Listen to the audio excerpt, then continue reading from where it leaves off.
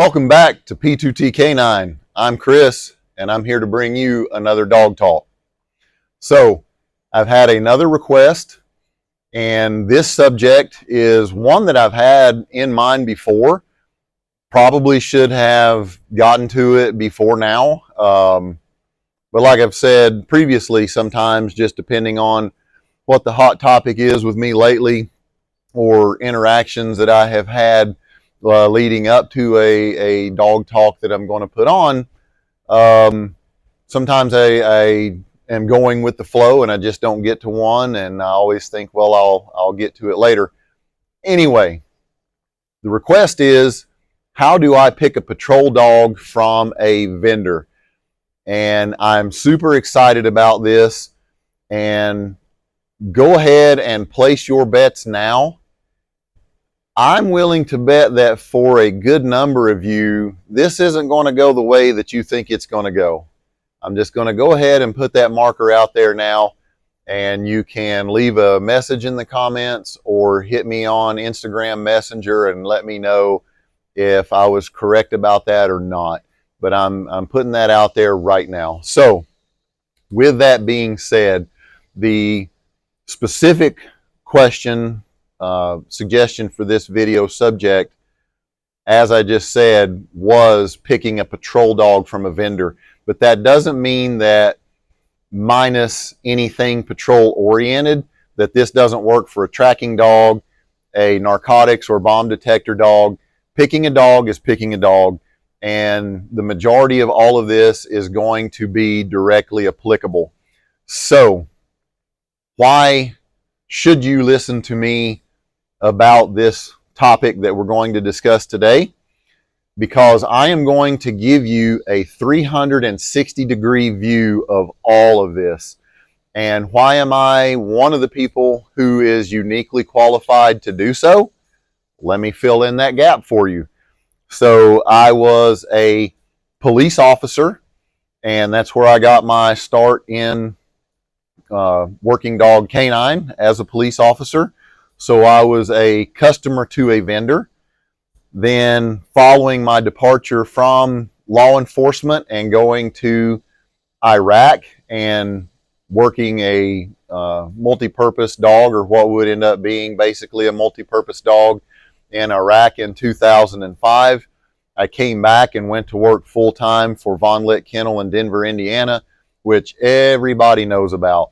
And there are a lot of people who went through there as a police officer or there for a trainer's course, and who somehow in later life want to distance themselves from that experience. And we'll leave names out of it for now. But to say anything other than Von Litt Kennel really changed training and outlooks and was really on the cutting edge of getting some of these programs started that participated in the GWAT. And a lot of people who participated in the GWAT either as an enlisted military handler or as a trainer to one of these programs, that they didn't get a ton of knowledge base there, or their outright start from that would be an outright lie. So let's just go ahead and put that out there now. Even though some people try to pretend, oh, I never had anything to do with Von Litt. Not true, and you know who I'm talking to. So with that being said, I went to work for Von Litt Kennel full time. I have made 2 trips to Europe, to Western Europe, to purchase dogs for Von Litt, and I'll explain how that ties in. But I have been, again, a consumer at a end user department. Got my first dog in my first course from Von Litt. Then went to work for Von Litt, made 2 buy trips for Von Litt, left Von Litt after running the first SOF MPC course ever, and went to work for the SOF MPC program for 7th Special Forces Group. I have gone to Europe on buy trips since then. I have gone to Von Litt Kennel when they were the vendor for the SOF MPC program for many, many years. And I have acted as a buying agent for the government to purchase dogs from the vendor. Trying to think of every way that I have engaged in this system. But again, I said I'm going to give you a 360-degree view of that. And that's because I have participated in this in every position around the wheel on this whole system. So bought them from the guys in Europe. I have spent other people's money, being Ken Licklider from Von Lick Kennel, spending his money bringing dogs in for his business. I have been the catalyst for the government to spend money to buy dogs from this vendor. I have also participated in purchasing dogs for the government from vendors other than Von Lick Kennel. So I have been to many vendors, both as checking them out, conducting due diligence, seeing what they have to offer, if the agency or department or program that I was working for at the time would be interested in using this vendor, and why or why not. So again, just trying to lay the groundwork there, not get too far off in the weeds, but I have been involved in this from every angle, and that's why I'm going to share that with you. And again, because this is a very deep subject with a lot of angles, I'm briefing from notes that I have put down. I've been thinking about this subject for a week now, and this morning, sitting out here with my coffee and some breakfast sausage in the smoker, I went ahead and put down my notes to try to lay this out and brief it to the guy that has requested it. And I think everybody is going to get something out of this, no matter who you are. So with that being said, let's get right down to it. Canine selection. I'm going to need you to be familiar with Excel and how to set up an Excel worksheet. We're going to work off a 1,000 point grading system with a 100 point selection criteria. Just kidding. Pull the needle off the record. Stop everything. And that may be one of the things that you're going to be surprised about in this video. It is not as complicated as people would try to make you think. I promise you that. So my first line here on my notes, your first considerations. This is where you need to start, no matter what program or agency that you are working through, attached to, or a member of. This is how you start this. Next to my first considerations, my note here is, they will, in all caps, they will sell you a dog. You go to any vendor in Europe, any country, name your country in Europe, you go to any vendor in the United States, in any state, you show up and you don't know what you're doing or what you want, they will sell you a dog. Where we really get down to the nub of the matter is, are you going to get the dog that is right for you? And for you, I also mean your handler, and by extension, your formation, whatever agency or program that you're in. So with that being said, we know they will sell you a dog. We want you to walk away with the right dog for your program. Number one, this is where we start. Take notes if you want to, but this is the first thing. So I'm going to sit down and I'm thinking this morning, what do I do and what advice do I give for other trainers, buyers, even a handler doing a singleton trip? Know what your department / agency really, in all caps, really needs, and know how it will be used. Pardon. So what does that mean? What do you really need? Know your agency and your department needs. So as a former law enforcement handler, and having traveled throughout the country and participated in seminars as lead instructor, assistant instructor, taking handlers there from SOF MPC to participate in seminars, regionally, you're going to see different agencies that have different requirements. And some of that is regional.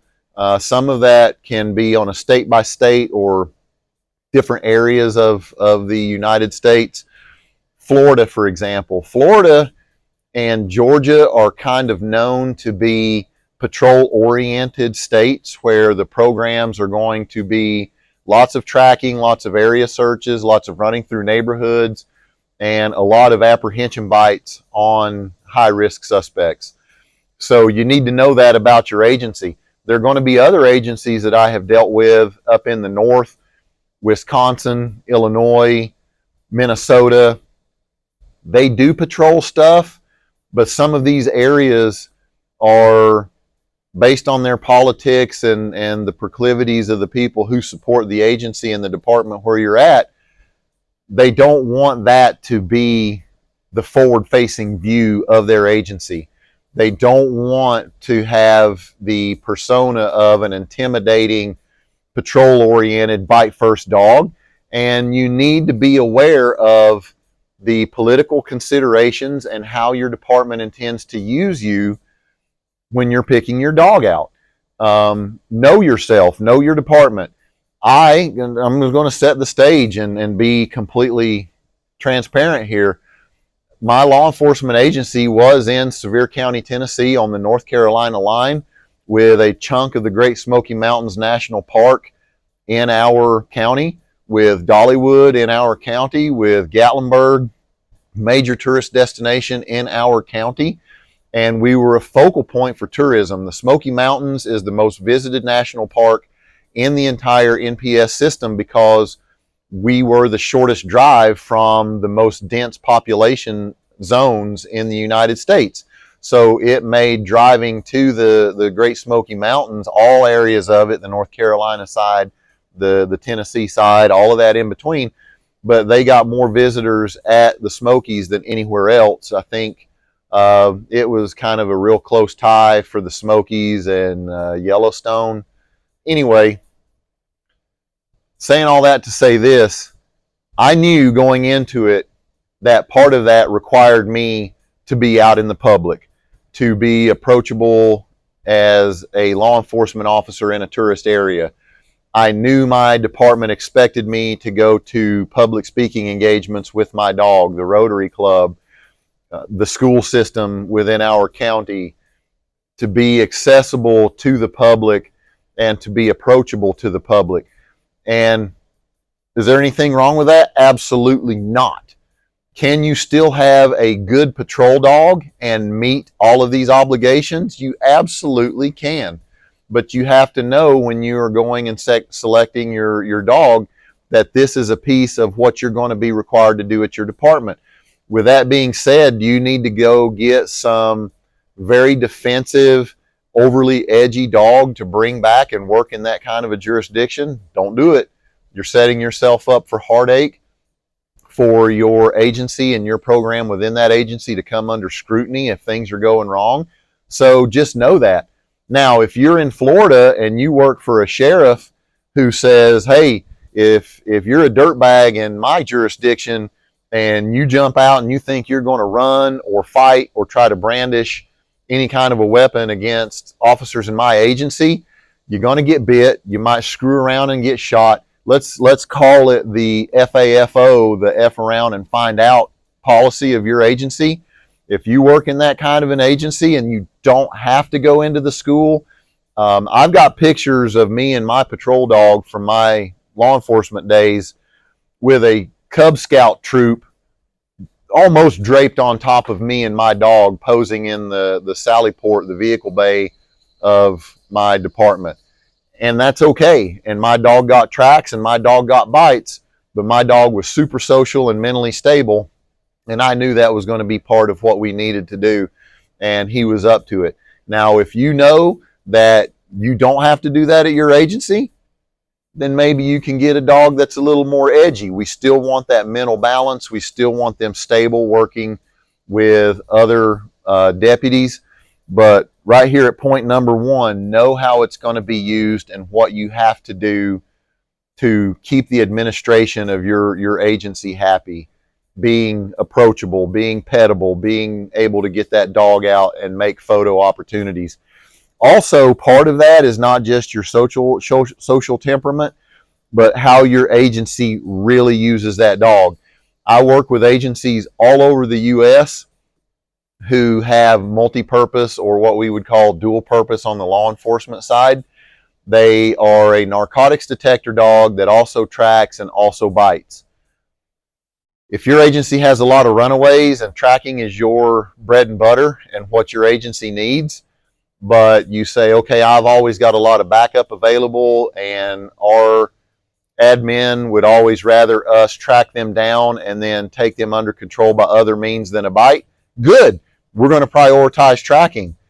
I work in a downtown hardscape major metropolitan area. I don't do a lot of tracking, but I do a lot of area searches, and I do need to bite, but I also need to be competent in detection, but tracking is my lowest priority. Good. Let's test for that, and let's grade accordingly when you're at a vendor. We track a little, we bite very rarely, but we do a ton of detection. Good, know that, and we can triage and prioritize these needs when you're doing your testing. Don't go there to your vendor because they will sell you a dog and no, you're going to want this one, man. He bites. He's such a good biter. This is a defensive. This is a great tracker. This is a great this. This is a great that. You are the end user, and you should go in there dictating what you're putting the most priority on. Don't let them sell you a dog. Buy what you need. And circling back a little, just because I worked at a very high-vis tourism center, we had crime, brothers and sisters. When you work at a tourism destination, the crime follows the money. You've got people coming there with expensive cameras, computers, spending money, their vacation travel cash. We've got the outlet malls, tons of Coke machines, property crime against the businesses themselves, property crimes against the vehicles and the valuables locked up inside of it, property crimes against the mountainside cabins where people are staying and they know that they brought money and jewelry and fine things with them, all of that stuff. And wherever you have tourism, then you have support services that follow that. All of the pharmacies that are there where out-of-towners need more pharmacies available because they ran out of their meds, they lost their meds, they left home without their meds, and they've got to get an emergency refill on the road. So prescription narcotics crimes, property crimes against the pharmacies that are there.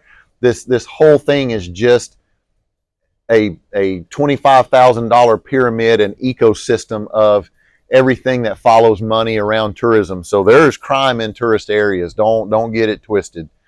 So know what your department really needs and how it'll be used. Number 2, know your training matrix.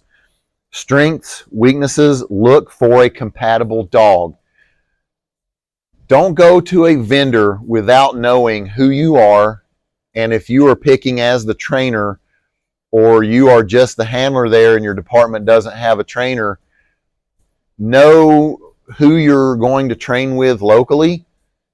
Some agencies will buy from the same vendor because, okay, this other agency has good feedback, they did well with their previous purchases, and if our agency doesn't have a trainer dedicated to it per se, we want to try to kind of mesh with other agencies in our area with the kind of dog and the vendor that they got them from, and understand that this is our support network for training, doing our monthly maintenance training and our advanced training.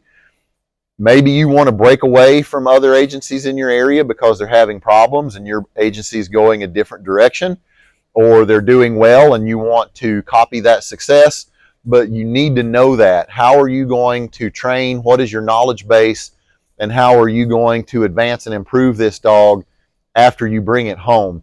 So, for instance, if everyone in your area is using a passive alert dog, the sniff, sit for final response, and wait patiently to be rewarded, if you need help with that and you don't have a trainer dedicated to your department, don't go buy an aggressive alert dog that you pull a terry towel out of your back pocket and throw to this dog and then play tug of war after the fact. You're not going to have people in your area that know how to help you with that, and there's no knowledge in the area to support that. Vice versa. If everyone in your area has an aggressive alert dog and you're paying them with a towel and doing toy tugs, maybe your department wants to move away from that because paint jobs are getting scratched. Departments are having to pay out liability payments for messing up vehicles and their paint jobs or the interiors. And your department says, well, we're moving away from that. We're going to go get a passive alert dog so we don't have these issues. Then be aware of that and see if you have the knowledge base to continue that, or you have a way to build that knowledge base to support it. If you're getting started out as a trainer, stick with what you know. If you've had some success with a few dogs, it's not the edge of the map. You don't know everything, but be in your comfort zone when you go pick that dog. Find something that clicks with what you know. If you're a passive alert trainer, an aggressive alert trainer, however you imprint tracking, go pick something that looks like it's going to be a good fit for you. Don't let this vendor tell you, well, we've sold to other agencies and they do really well with this, but it's outside of your matrix, your current level of knowledge, and you don't know how to develop that dog. Well, he may be very good. He may do well at tracking or detection in another person's matrix in their system, but work with the skills that you have now and buy something that's going to work for you within your training matrix. Know your strengths and your weaknesses. If you're a good detection trainer, if you're a good tracking trainer, know where your strengths and weaknesses lie, and hopefully those peaks and valleys match up with what your department requires. If your department requires a lot of good detection training and capabilities and you're crap as a detection trainer, we've already got a mismatch here in what you bring to the table versus what the department needs. And you're going to need to train accordingly, figure out what I'm buying and how to test it to try to line up with what I can do to develop this dog. Number 3, understand the importance of on-the-job training. The new guy needs to spend time around your dogs. So if you are the new guy, the way I was at my agency, or in SOF MPC, where I was the trainer buying dogs, picking them for the government for the new guy, either be the new guy and get into that program for several months prior to getting your own dog, or get your handler as the trainer or program manager into your program for a period of months before getting them a dog. Find out what this person is like and get a dog that is right for that person. Dogs are as unique and individual as the men and women who handle them. And you're going to set yourself up for heartache if you're not buying a dog that is at least somewhat compatible with this handler from the get-go. So I would get dog or handlers into the program at 7th group, hopefully for several months prior to their actual course date, and let them get their hands on every other dog that we had. And not only was I waiting for them to formulate opinions and thoughts about, I like this dog over that. I prefer the speed over the methodical. I prefer the methodical over the speed. I prefer the hard charging, wide open versus the more thinking and planning dog. All of these things factor in. The two of these, the handler and the dog, are going to have to get together and be compatible long term and not murder each other over the course of their career or be miserable in each other's company. So I want to get as much OJT as I can as the handler, and I want to get my handlers in any program I'm taking care of as much exposure as I can before it's time to go buying dogs. And that way we put the right one together. This is something that I learned from Ken Licklider at Von Lick. He picked my dog for me. He brought 3 dogs for me to look at, but he really didn't bring 3 dogs for me to look at. He brought me the dog that was right for me and gave me 2 other distracting pieces of window dressing to say, there, I showed you choices. But they're at the time was nobody better in the business than being able to get a read on somebody's personality and seeing what their department would benefit from and plugging the right dog into that equation.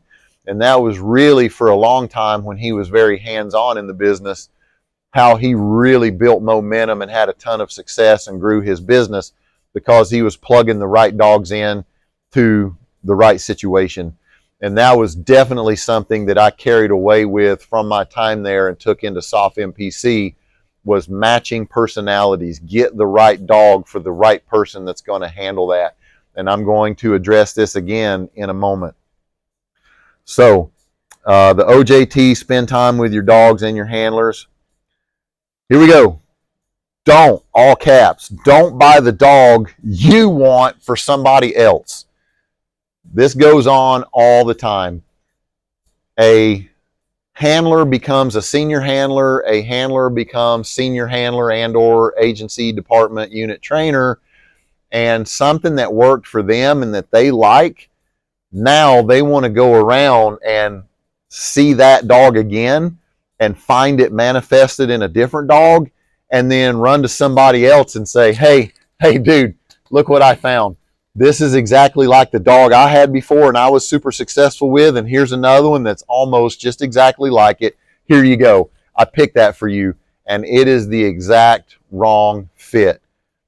When you go, if you are the trainer, if you are, let's go George W. Bush, if you're the decider about what dog you're buying, you're going to have to buy for the person that's using it. Don't buy a dog for you. Buy the dog that's right for somebody else. I know, referring back, you're going to say, wait a minute, if you're in charge of the training, you buy something that falls within your training matrix, and that's true. But there are still personality types, energy levels, and other considerations that still fit within your training matrix that makes a dog right or wrong for somebody else. I have watched trainers and other programs do this over and over.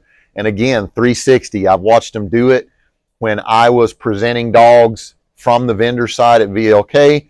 I have watched people do it from my perch as buying dogs for the government or for other agencies. I've seen other peers in that category buying dogs that I knew was for them and was not going to work with the person that they had with them, if they brought the person with them at all.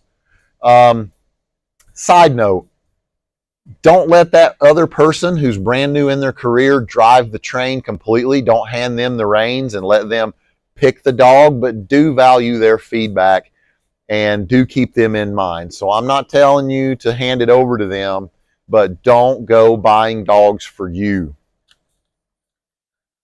Don't, all caps, don't let admin pick your dog. I know that's going to be a big lift for some of you. And again, from both of those prior purchases, as presenting on behalf of a vendor and both as buying for a program, sometimes it's tough to stiff arm your chief, your sheriff. Your chief or your sheriff or your deputy or assistant chief may likely have never been a dog handler at all in their career ever, but they're going to show up at the vendor with you and be breathing down your neck. Well, I like that one. I don't like this one. I don't like the way that one acts. Well, you also don't know anything from prior experience, and you also aren't going to be the one handling it, so your opinion is very small. However, they're the approving official for the transaction, so now their opinion does actually factor in. I know this is tough, and I really don't have a good strategy for you. You got to come up with one on your own, but find a mitigation technique to try to keep your administration at arm's distance as much as possible. And in some cases, you're going to have admin who did once upon a time handle a dog maybe at another agency or in the exact program that you're representing in your agency or unit or department. And they're going to say, well, you know, when I did it 15 years ago, I was successful with this, or I that, or I this. Well, times change, things change, and they may have some relevant input and they may not. But again, it's as much of a cardinal sin for you as a trainer or program manager to buy a dog that suits you as it is to buy a dog that suits the administrator who is not going to handle that dog and then shove it in the pocket of the guy or gal who's got to deal with this dog long term. So pick your own way ahead, figure out how to do that, but do not let your admin pick your dog or be the final say in it. Proper mindset. So important. If you are picking dogs, you are there to support, to develop, to grow, to get an asset for your program, agency, or unit that you represent. The proper mindset means you're not there to fail dogs. You are there to find dogs. There is a huge difference between the two of those things. What do I mean? And by extension, this same mindset carries over to veterinarians who I have a real love-hate relationship with, depending on their mindset. So what does this mean? Too many people, and again, 360-degree view of this, as the presenting vendor and also as the person picking from the vendor, I have watched my peers go in there with an overcomplicated checklist, a multi-page system, the same thing I was joking about with an Excel spreadsheet. I know a guy. I can name him. I'm not going to name him right now. I've beat up on him anonymously in other videos, and I have kicked him till there's blood in his stool on direct messenger on Instagram because he is screwed up and doesn't understand that he's screwed up. I've watched him carry around an iPad at Canine Selection, making copious notes and typing stuff in. If your mindset is, I'm there to fail dogs, that's what you're going to do. The wrong mindset is anybody can go to a vendor as a buyer or a veterinarian and pretend like you are a hockey goalie and you're standing in front of that and you're kick save, glove save, kick save, stick save. Every dog, that puck that comes your way, you are just slapping it. Nothing's getting by me. I'm going to find something wrong with everything. I'm going to slap it down. Bow, bow, bow. I'm not taking any of your garbage because I'm so smart. I'm going to show this vendor that I'm not screwing around, that I know my stuff. And man, I am going to be their absolute worst nightmare. Well, guess what? You are a nightmare to deal with. You're an a-hole. And not only are you an a-hole, you're a disservice to your program because you're not picking dogs. You're finding reasons to fail dogs. Now, don't get it twisted. I'm not saying go in there and just get punked out by a vendor and take whatever they're shoving in your pocket. You don't have to, and I don't want you to.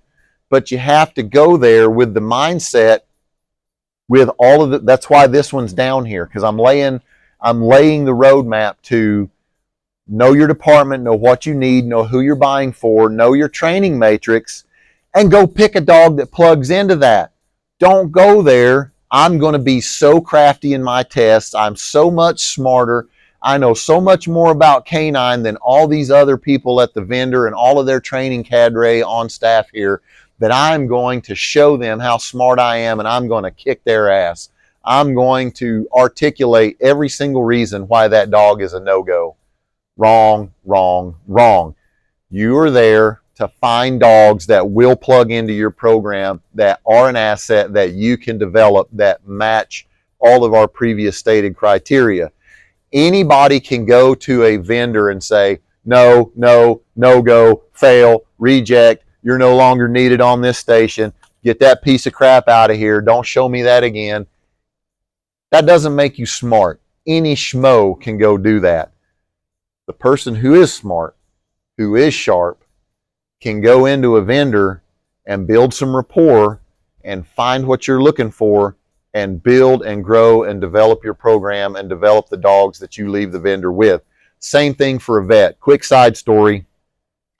Early on in soft MPC, before every individual vet or every individual unit had their own vet, and before the command structure, USASOC and USAFIC, the commands above soft MPC, this is all open source intelligence. I'm not speaking out of school.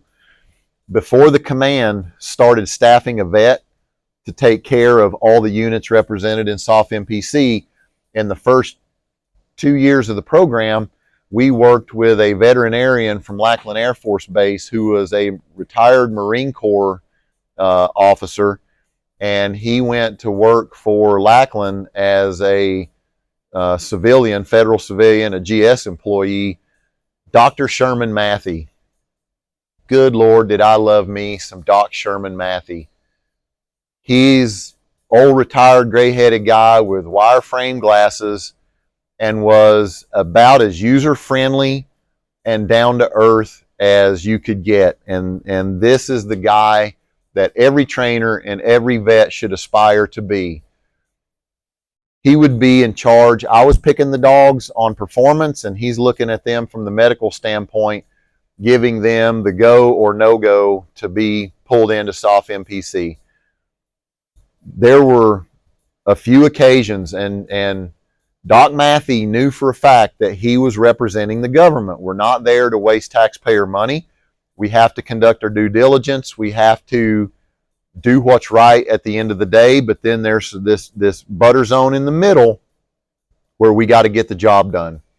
So Doc Matthey would look at some of these x-rays and he would say, country, buddy, the elbow's on this one. I kind of sort of think maybe from these x-rays, maybe this dog could be a candidate for elbow problems in 2 or 3 years. And I'd say, Doc, is this dog a candidate for elbow problems now? Is it short term?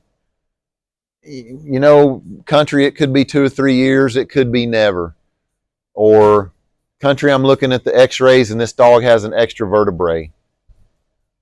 Well, I just saw him run all over this facility and put on one hell of a show in demonstrations and testing. It doesn't affect his mobility now. No, it doesn't.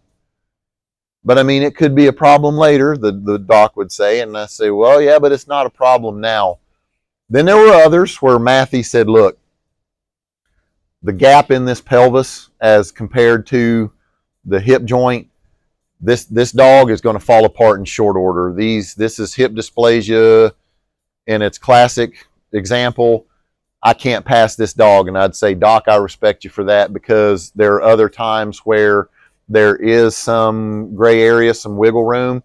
And because he would extend me that professional courtesy when he says, country, this one is it's just a hard no, because it's right there in front of me. Professional courtesy extended back. Doc, I got it. I hold no ill will towards you.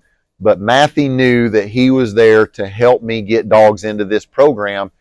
And in good conscience, in good faith, if he could say, this is a down the road problem, and he would ask me in return, how good is this dog? I said, Doc, this is a ringer. I'm going to train this dog in a few short weeks, and within a couple of months, he's going to be downrange with a soldier, doing good shit. I guarantee it. And he says, all right, I'm going to pass him if he's that good and you need him.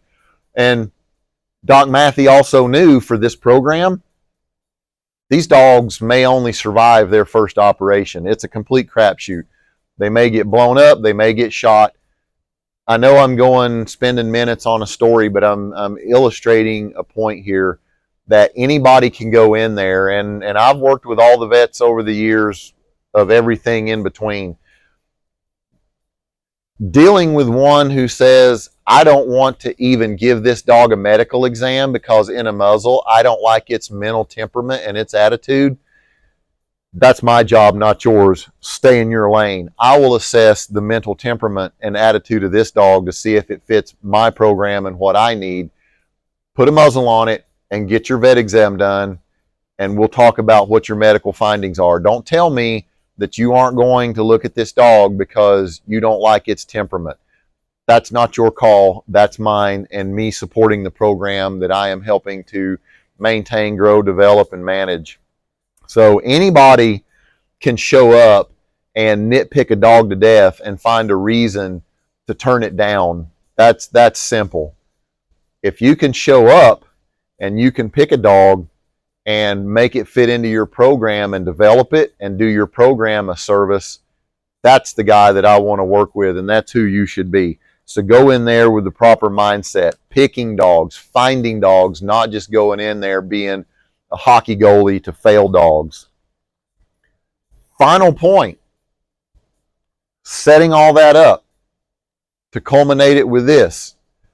Keep it simple. I just touched on the guy who shows up with the iPad, who has an Excel spreadsheet, who takes so many notes. And I'm going to touch on it later because I wrote the notes out. You can drown in your own information. I meant to pull out some notes from actual no shit vendor trips that I have taken working for Soft MPC and show you the sheet provided by the vendor. In the Von Lick era, the sheet should come to you. And even if you're working for a law enforcement agency, when you go to a vendor, what should you expect? You should get a printout of the dogs that they have already, through talking with you on the phone, pre-selected for you to look at. There should be a name, a microchip number, a date of birth, a country of origin, all of your personal identifiers, the breed, German Shepherd, Mal, or other, the male, female, and I talked about the date of birth, which also you can have age on there, but you want to know basically how old this dog is, where did they come from, get a little bit of origin story to them. I'll touch on that again deeper into this, but that should be your basic info that they hand you when you show up. Now, with that being said, I've got it right here on here under Keep It Simple. Short notes, exclamation point. Don't drown yourself in too much information. And the point that I was making about pulling out an actual sheet from a selection from a buy trip that I've participated in is to show you that I'm not kidding. This is how complex my matrix is. Over everything that I test or every demonstration, and we'll talk about the difference between the two because there is a difference. Everything that I'm grading that dog on, my note sheet, my selection has a minus, a check, and a plus. And it is no more complicated than that, and it is as straightforward as it sounds. If I do a test or view a demonstration as a test, if the dog was subpar, that's a minus. If the dog met standard, was middle of the road, did just fine at it, that's a check mark. If there was something extra, better than, exceeded expectation, or exceeded peers, then that's a plus. Easy peasy. So when I've got my name laid out, I'm going to maybe make some grid columns at the end of that, and based on the order of our testing, if it's tracking, detection, bite work, whatever we're doing, I'll make a column for that, and then that column is going to have a minus, a check, or a plus. And maybe a 1-word, 2-word, no more than 3-word add-on notation to that at the most, if anything, because you can't get drowned in the information, and you very quickly will. And you know what else happens when you're nose down in an iPad, when you're face down in a steno pad or a notebook writing? You're missing stuff that's going on. You can't be looking down at a page or typing furiously on an iPad and watching what's going on at the same time. That's another reason to keep your annotations short and your system simple. Be able to throw in that check, that minus, or that plus, and keep your eyes on what's going on. And I'm going to touch on this a little bit more as we go on, but you don't want to miss the little things. Oftentimes, it's the little unplanned events that help me tip the scale between dog 1 and dog 2. So keep your notes short.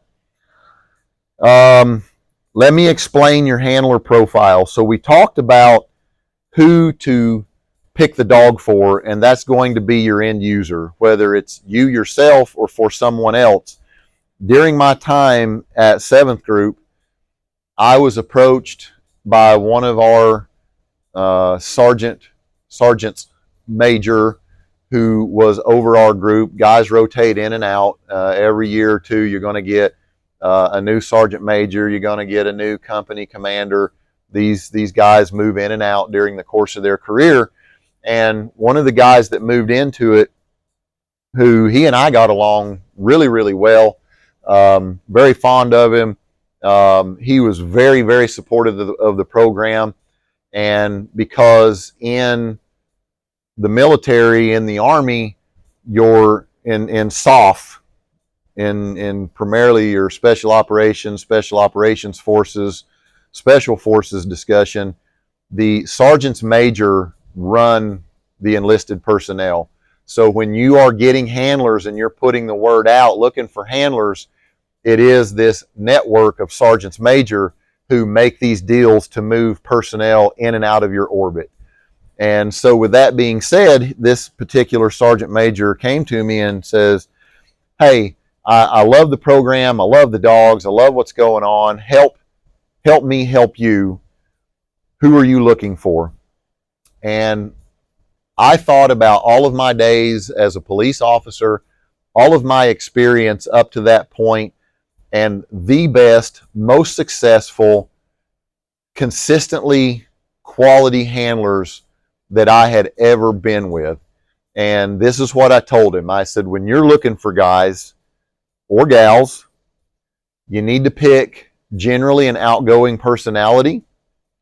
You need to find someone who can tell a joke, someone who can take a joke, someone who can take themselves light enough and have enough self-confidence in front of people to get up at a bar and do karaoke no matter how bad they are. Maybe to get up on stage and dance no matter how bad of a dancer they are. And people who like to engage in constructive hobbies. What do each of these things mean for a handler profile? When you are a handler, you may be called upon as a law enforcement officer to go to the schools, to go to the Rotary Club, to go to the Kiwanis, to represent your agency, your department, to talk about your program, to try to build political capital for your program, to increase the budget, to enhance the reputation of your program. Bet this video is not going the way you thought it was going to, is it, right now? Right now, I bet it's not. You're going to be out front representing your program. Even if you're not at the elementary school or on September 11th, 2001, First Responder Appreciation Day, on a Remembrance Day representing your dog and your program, even if you're not doing those kind of public speaking engagements, you are going to be representing yourself and your capabilities to your peers, your agency, your program, your unit. So you've got to be able to stand up, deliver a good brief, know what you're talking about, deliver your lines smoothly, receive questions, receive challenging questions, receive critique. So you're going to have to be able to stand up and do some public speaking, whether it's at the local high school or whether it is from within your own agency. You got to be able to get up there, and that's the person who can do the karaoke. You got to be able to read the room and be able to lighten it up with a little bit of levity, give the joke. There are days when you are going to be required to do a canine demonstration, whether it's for the general public, for administration, or for your peers. You're going to put on a demo and it's going to go horribly wrong. There is a staple adage in canine: one of these days your dog's going to F you, and it's going to F you in front of everybody. You're going to say, my dog's going to run over here and do A, and your dog is going to run over there and do Z. And there is going to be no hiding it, no whitewashing it, no polishing that turd, no lipstick on that pig. That is going to cover the fact that your dog just F'd you in front of everybody, and everybody knows it, and you know it, and you know they know it, and they know you know they know it. You're just going to have to pick up your self-esteem up out of the dirt, process that humiliation on your own time, and you're going to have to continue on and tell them, hey, you know, it's a dog. And at the end of the day, it's a dog with a brain the size of a golf ball, and sometimes they do golf ball brain things, and dust it off and get right back out there immediately tomorrow, the next day, and go right back to work and have an ego, a self-esteem, a self-worth that can take that one right on the chin, because that's what's going to happen. The constructive hobby part, somebody who builds things, restores things, builds things from scratch. It is the constructive process base. I'm starting at A, but even though I don't see Z right now physically in front of me, I see what Z can be.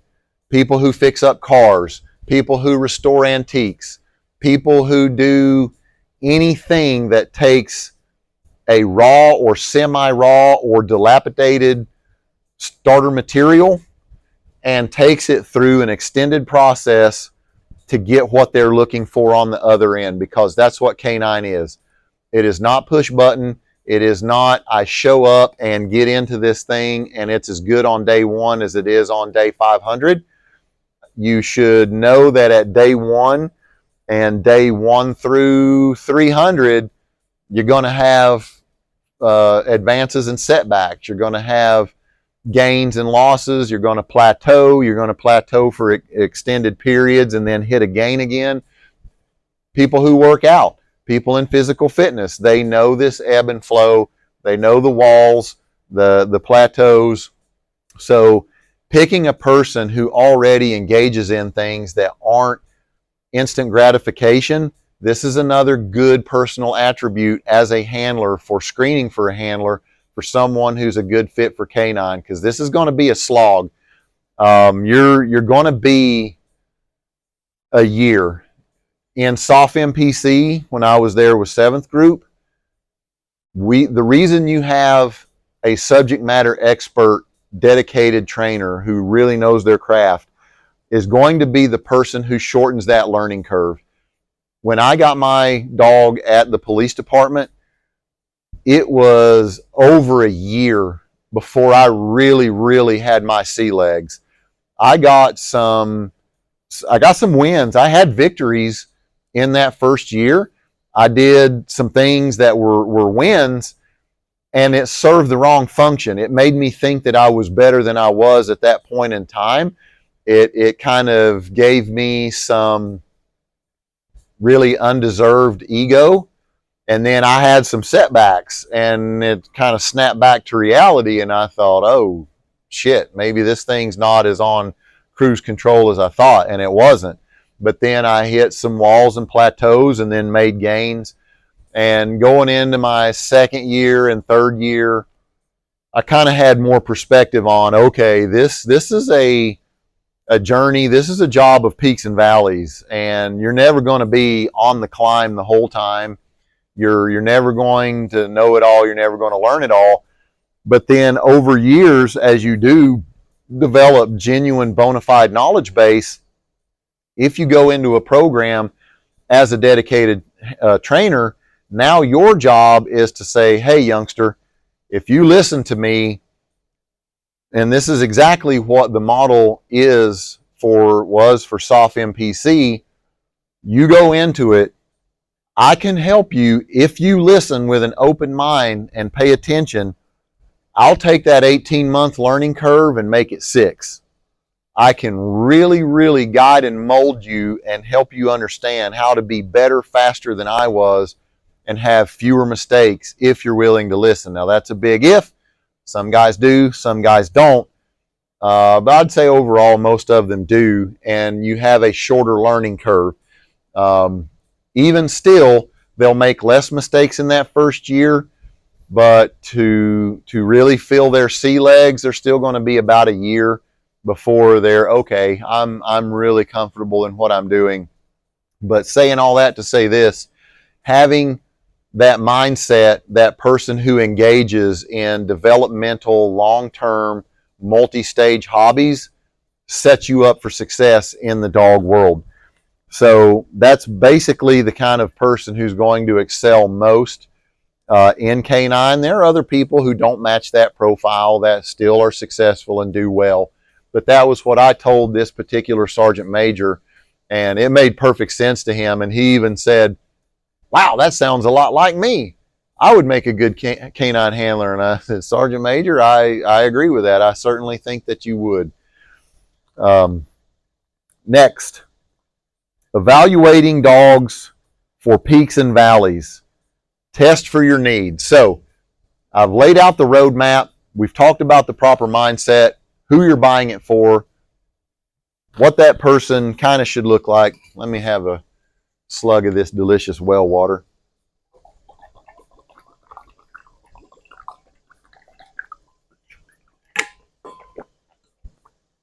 Oh, we got a good well.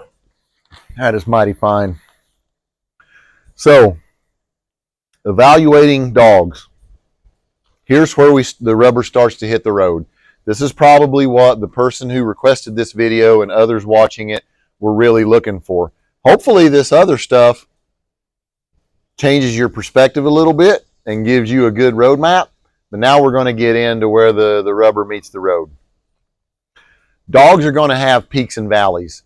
And this is why it's important to know how your department's going to use this dog and what is going to fill your needs best in your program.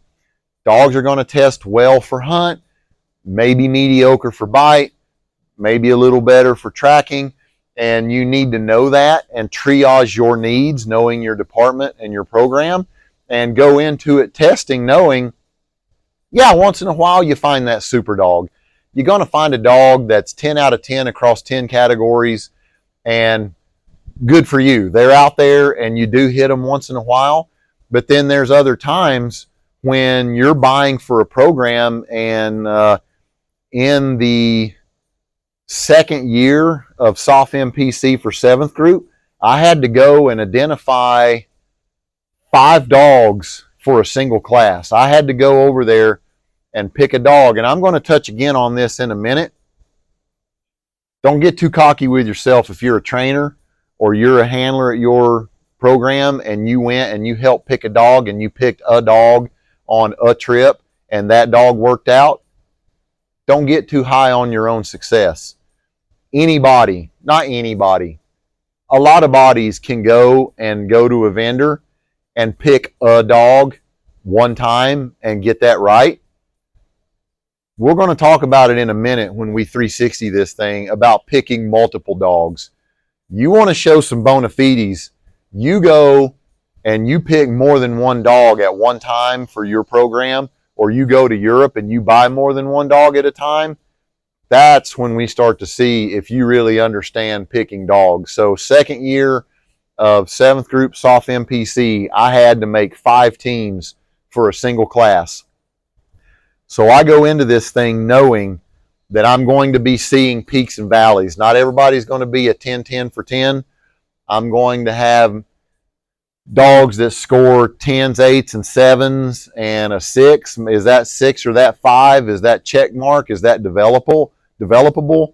Are they at the upper end of their ability in that category? Is this something that I can build on? Is it something that in my hierarchy of needs for my program that can take a little bit of a back seat? There's nothing wrong with taking a dog that's a 5 in a category if we're talking about a 10-point system, or if we're talking about let's keep it simple in my own example, the check, the minus, or the plus. Is there a problem taking a dog that's a check in a category or a couple of categories? Not if that lines up with your hierarchy of needs for your program. And if that check mark can be made into a check plus or an outright plus or a double plus, absolutely, go ahead and take that dog. But knowing that you've got your peaks and valleys, test for your needs. Don't let these vendors push you into a test that doesn't line up with your hierarchy of needs and it doesn't line up with your training matrix. They're going to try to show you what demo's best for their dog. They have a product to sell you. Go back to line 1. They will, in all caps, sell you a dog. They are going to prep their dogs for certain demonstrations to show to you to make them look as good as possible to try to make the sale. The dog business is greasy. it is worse than buying used cars on Craigslist. Buyer beware. I buy stuff on Craigslist all the time. My diesel Ford that I've been driving for 12 years now was a Craigslist buy. But if you know what you're screening for and you know what you're good at and what you need, you can go and you can find something on Craigslist. But you can also go and get completely bent over the barrel and left naked on the side of the road on Craigslist. So the vendor in canine, whether it's Europe, whether it's America, it works the same. If you go in there and you get pushed into a test that they want you to see and you don't know what you're buying and you don't know how to build it, they're going to sell you something. So test for your needs. Don't let them push you into things that aren't relevant to you, and don't let them ooh and awe you over things that don't really line up with what you're looking for. So now we're going to get into the nitty gritty. I know you're chomping at the bit for it, probably screaming at your device right now. I'll get into something I want to hear. Hunt test. If you're going to do detection, and again, if you go back and look at some of my other videos, the fundamentals of detection, I believe is the correct title. Detection is detection. But if you're going to assess hunt, we want to find out how high in hunt does this dog score and what is their willingness, their proclivity to participate in that. And let me also caveat this real quick. If I'm going out, and this is going to come later on page 2, but we're going to talk about 2 different ways that you are going to a vendor. And I'm going to get more specific with it because the actual annotation is hands-on versus hands-off testing, and there is a difference. Maybe I'll just pull that around here right now.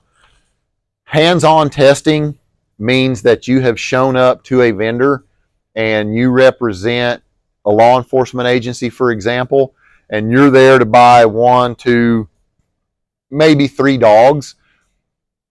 That is in contrast to if you show up for soft MPC, for example, and it is the start of a class and multiple units have shown up, and the vendor has a list of pre-prepared dogs and they are going to demonstrate capabilities to you, and you do not get to put hands on the dog for anything super meaningful. You're not driving the train on the testing. So that is the basic definition of hands-off testing, and the basic definition of hands-on testing is you show up representing a program and you're buying 1 or 3 or 5 dogs, and they're going to hand you a sheet of dogs to look at, and you're going to conduct the hands-on testing for yourself. There is the difference between the two, and I'm going to talk about how to find your way through both of these things. With that being said, this one speaks specifically to hands-on testing. I'm doing this, and I'm going to go in this order. I'm going to start with a hunt test. The reason I'm going to start with a hunt test, I'm doing all of these things in order, and this is, by the way, the order in which you do a hands-on test. Even if I'm working for a patrol-oriented agency, the last thing, even though it's my number 1 testing priority to fill the needs of my program, it's the last thing that I'm going to do. You would say that sounds counterintuitive. Why would you not sort these dogs out testing for the thing that's most high priority to your program? That's a logical question. Thank you for asking.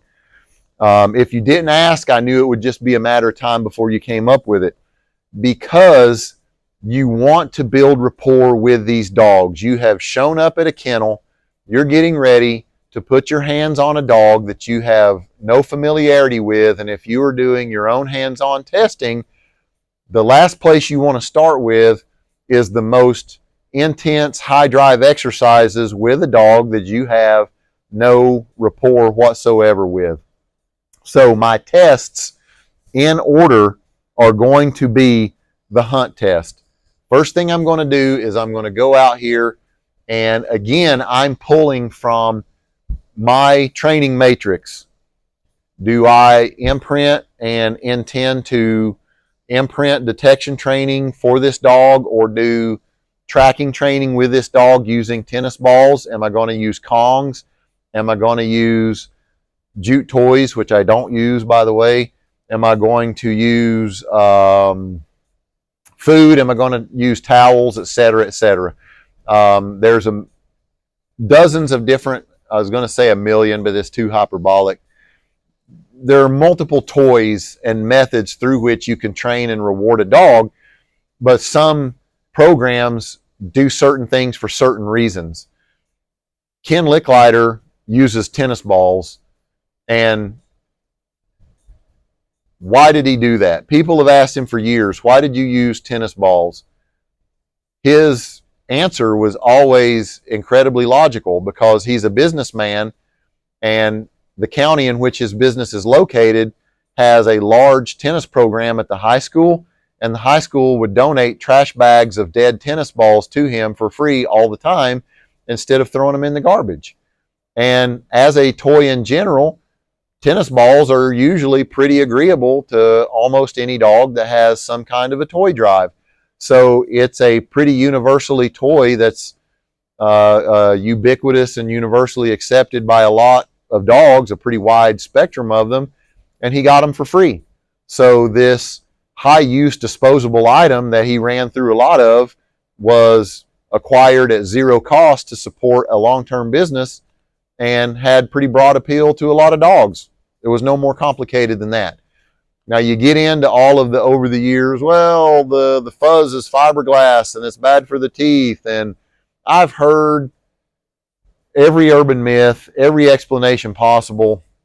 The dye in the tennis ball hair is toxic to dogs and it'll eventually kill them, and it's this and it's that. Tennis balls can be chewed apart and consumed, which is true. They can swallow it and it makes a bowel obstruction, which is true. But you don't have to leave it with the dog, and you don't have to let them eat the pieces, and you can be a responsible trainer and or owner and keep the ball away from the dog. Take it after they've enjoyed it, and don't let them break it into pieces and consume it. A dog can also break apart and consume Kong pieces, which can create a bowel obstruction. You think a Kong is indestructible? I've had plenty of mouths over the years. You take the black, heavy duty formula Kong, you can throw it to some mouths that I've had, and that small end section will be off in the first 30 minutes that they've got it if you just leave them with it. You might as well just take $20 bills and feed them directly into a paper shredder if you think they can't tear that up. But anyway, if your agency says, on the advice of our vet, we're using Kongs, on the advice of so-and-so, in the training matrix, we're going to use Kongs because we get more life out of them than tennis balls. Fine. Whatever your program is going to use long term, show up to do your tests with multiple examples of this toy.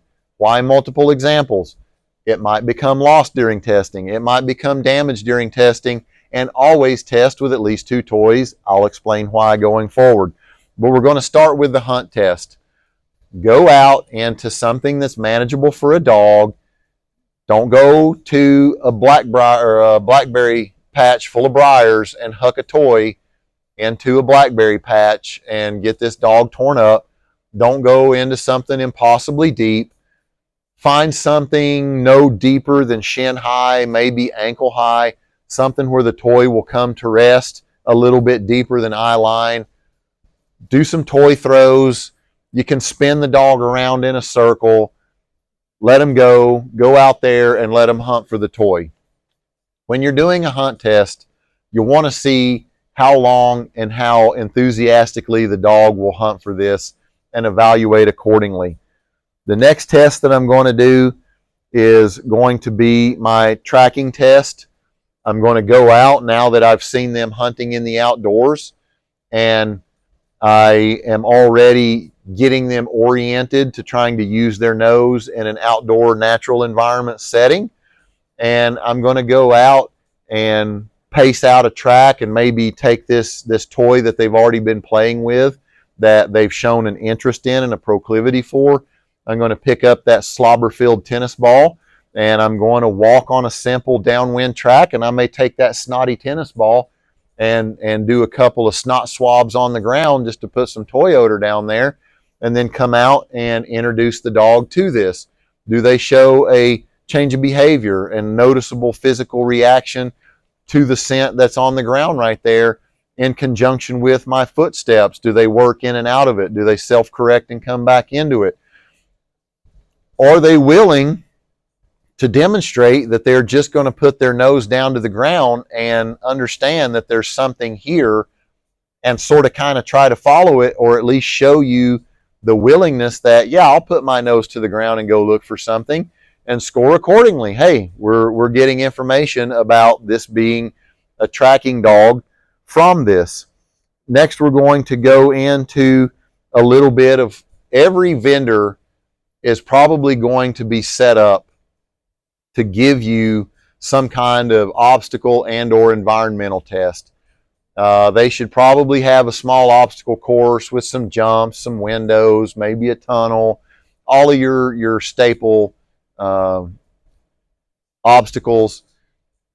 If you go to a vendor and their dog won't do anything on their own O course, shame on them, because obviously any dog can be prepped and conditioned to run an O course. If they've got toy drive, you can get them to cooperate with an obstacle course for that toy, to chase a toy through the tunnel, to eventually jump the wall for the toy, etc., etc.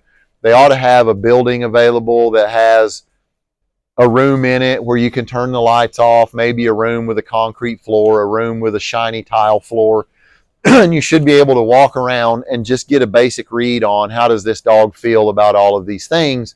And when they bring these dogs in from Europe, the first thing they should do is bring these dogs in and go ahead and get them oriented to their new environment. And we're going to talk about that as well later. But they should have these things available. So after my hunt test, after my tracking test, now I'm going to environmentals.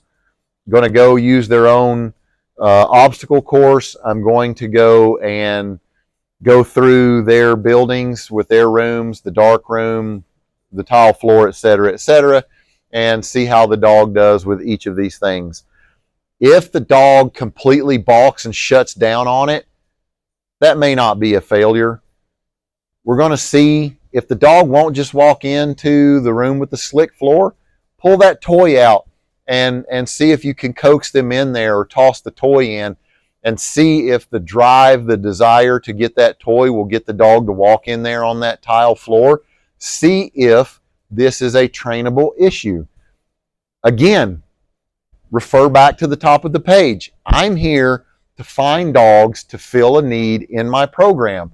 Okay, I walked in and at cold bore shot, first intro, the dog didn't like the tile floor. Okay, I got it.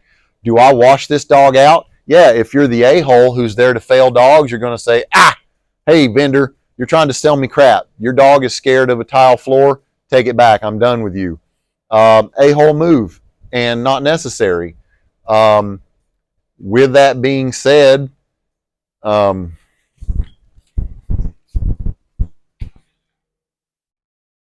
and 14. With that being said, I want to get dogs for my program, so I want to see if it's trainable.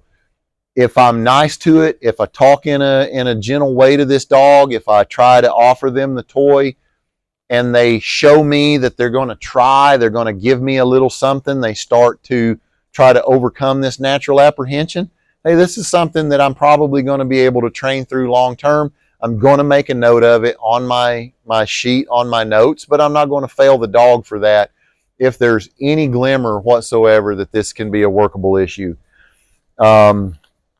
Next, we're going to, so the hunt, the tracking, the environmentals. Now I'm going to do a little bit of assessment as far as the biting. Now, I alluded to a moment ago that there's a method to the madness, that this is not a random order that I'm doing it in. And I started out this section by saying you are going to go and put hands on a dog that you don't know, that you have zero rapport with, that you've never handled before. The last thing that I want to do is take a dog I don't know, that I have no rapport with, that I don't know how they're going to handle a correction, and go straight to the red, straight to the top end of the spectrum. I don't want to put that dog in what in most cases will be the most high drive event that they participate in and go and jump straight into the deep end of the pool without knowing anything about this dog. So everything that I'm doing is in order. I'm going to touch again on this as we get deeper into it. These dogs in Europe, if they are imported from almost any discipline of any sport work of any country in Europe, everything that is done in Europe takes place outside.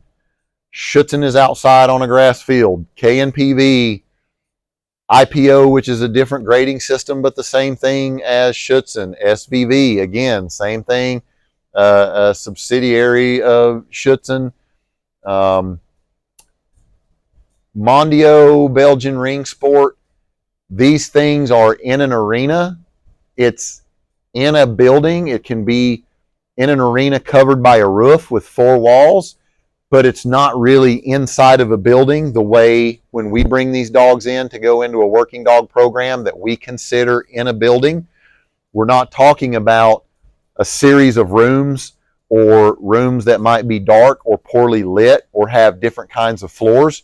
We're talking about a dirt floor arena or even an AstroTurf arena that is under a roof, but it's not technically building work the way we define building work. So when I say that all of these dogs that are imported from Europe have never really done anything inside of a building, your Eastern Bloc imports, where I did Eastern Bloc imports and how to train them in a prior video, that are raised on a back tie with a minimal amount of staff, all of this stuff takes place outdoors.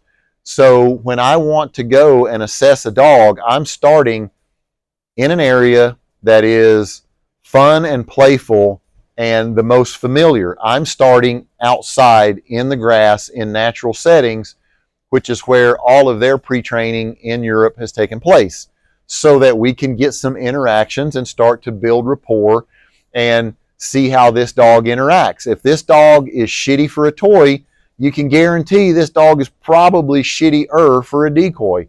So I want to find that out in these small, less stressful environments and these easier to manage settings before I go and I'm trying to do some kind of bite assessment. Then I move to the tracking, because now we've set the stage for using nose work during the hunt test, and I'm going to stay in that outdoor venue, in that outdoor setting where they're most comfortable and have the most amount of training time prior to import, to keep building that rapport and getting eyes on them and building comfort with this dog in the outdoor setting. Then when we move to the environmentals, I'm starting on the outside O course. Again, Schutzen for sure. You've got the wooden dumbbell, the dog carrying the dumbbell, jumping the walls and the window jumps. That's part of Schutzen. So these are things that the dog is already comfortable doing with a handler when they're imported to the US, where I can spend more time and more reps getting used to this dog. I can pay them for doing some of these obstacles with our preferred reward toy. I can do some exchanges with another toy for the other toy. And all of these interactions, I'm building some kind of rapport with this dog and lowering their edginess towards me by teaching them, oh yeah, okay, well, you know, this guy seems cool. We're doing things that I'm familiar with in a way that I am somewhat familiar with, and this reduces stress within the dog and builds rapport on my end to see later on, as we get into more stressful things, what I can expect out of this dog. So then we go to the indoor part of the environmentals, where we're going into the rooms that the vendor has available at their facility. And then I'm going to try some different toys. Do they like the Kong as well as the tennis ball, vice versa? What are some of my other options?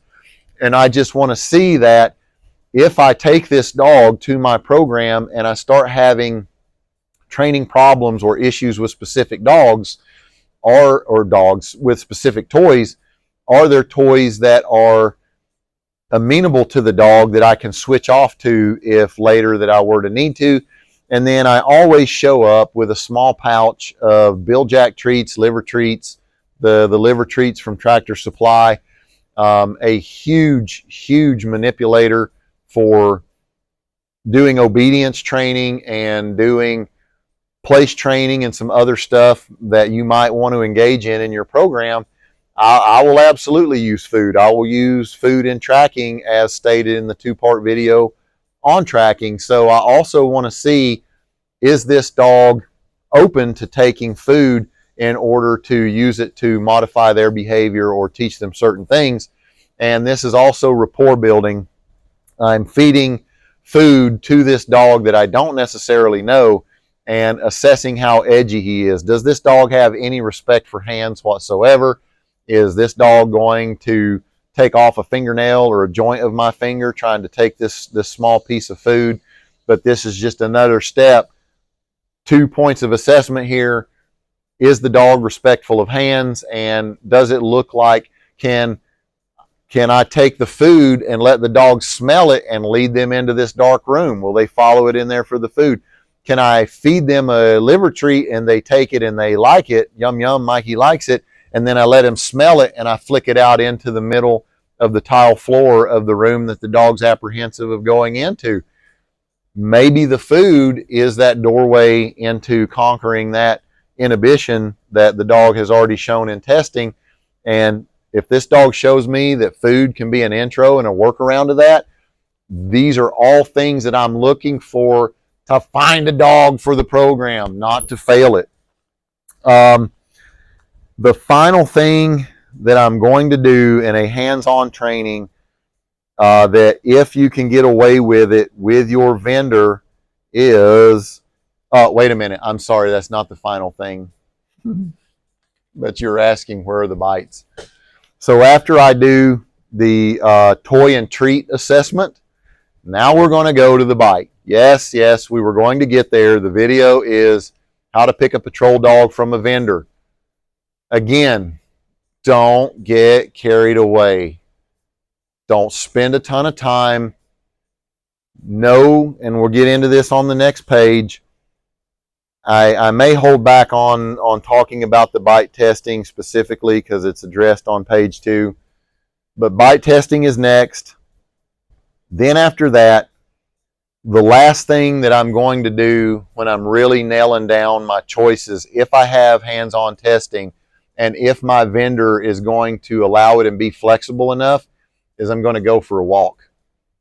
What does that mean? That sounds so simple and silly. It is, but it also isn't. Again, this is page 2 material. Everybody in this system, and we're going to talk about the system, is going to prepare the dog that they are selling for the purchaser who is buying. They're going to know that their customer who is buying does certain things, and they are going to prepare the dog to look good to the next person in the line.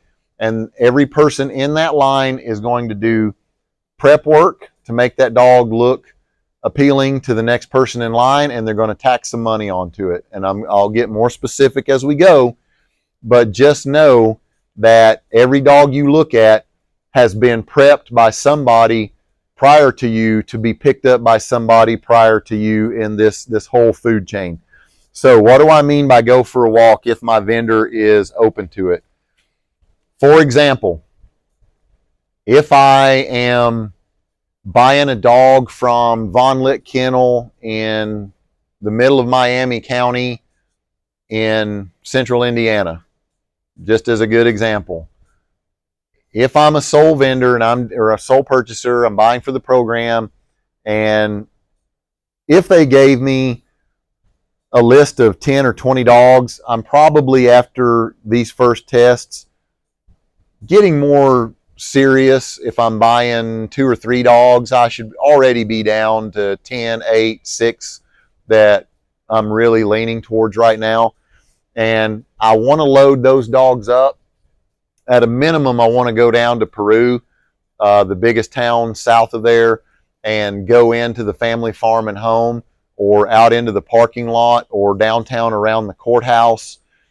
If you want to go south again to the next biggest city, to Kokomo, if they're willing to allow you the leeway to go down into downtown Indy. But what do I mean by take a walk? I want to go into a more natural environment. And by natural, I don't mean the outdoors. I mean to something that you are going to have in real world encounters in your application at your agency. And I'm not trying to put stress on the dog. I just want to walk around normal real world stuff and see how this dog acts. Where are they at mentally? Can I go and take an SUV with air crates, or if I have a dog specific trailer and I can load these dogs up, can I go to the parking lot of this shopping mall, get this dog out with cars driving by, and this dog not try to crawl up my pant leg and hide in my pocket? I should be able to get out and walk around cars and non-threatening actors in my environment. People walking and pushing shopping carts, the shopping carts rattle and the wheels hit the pavement.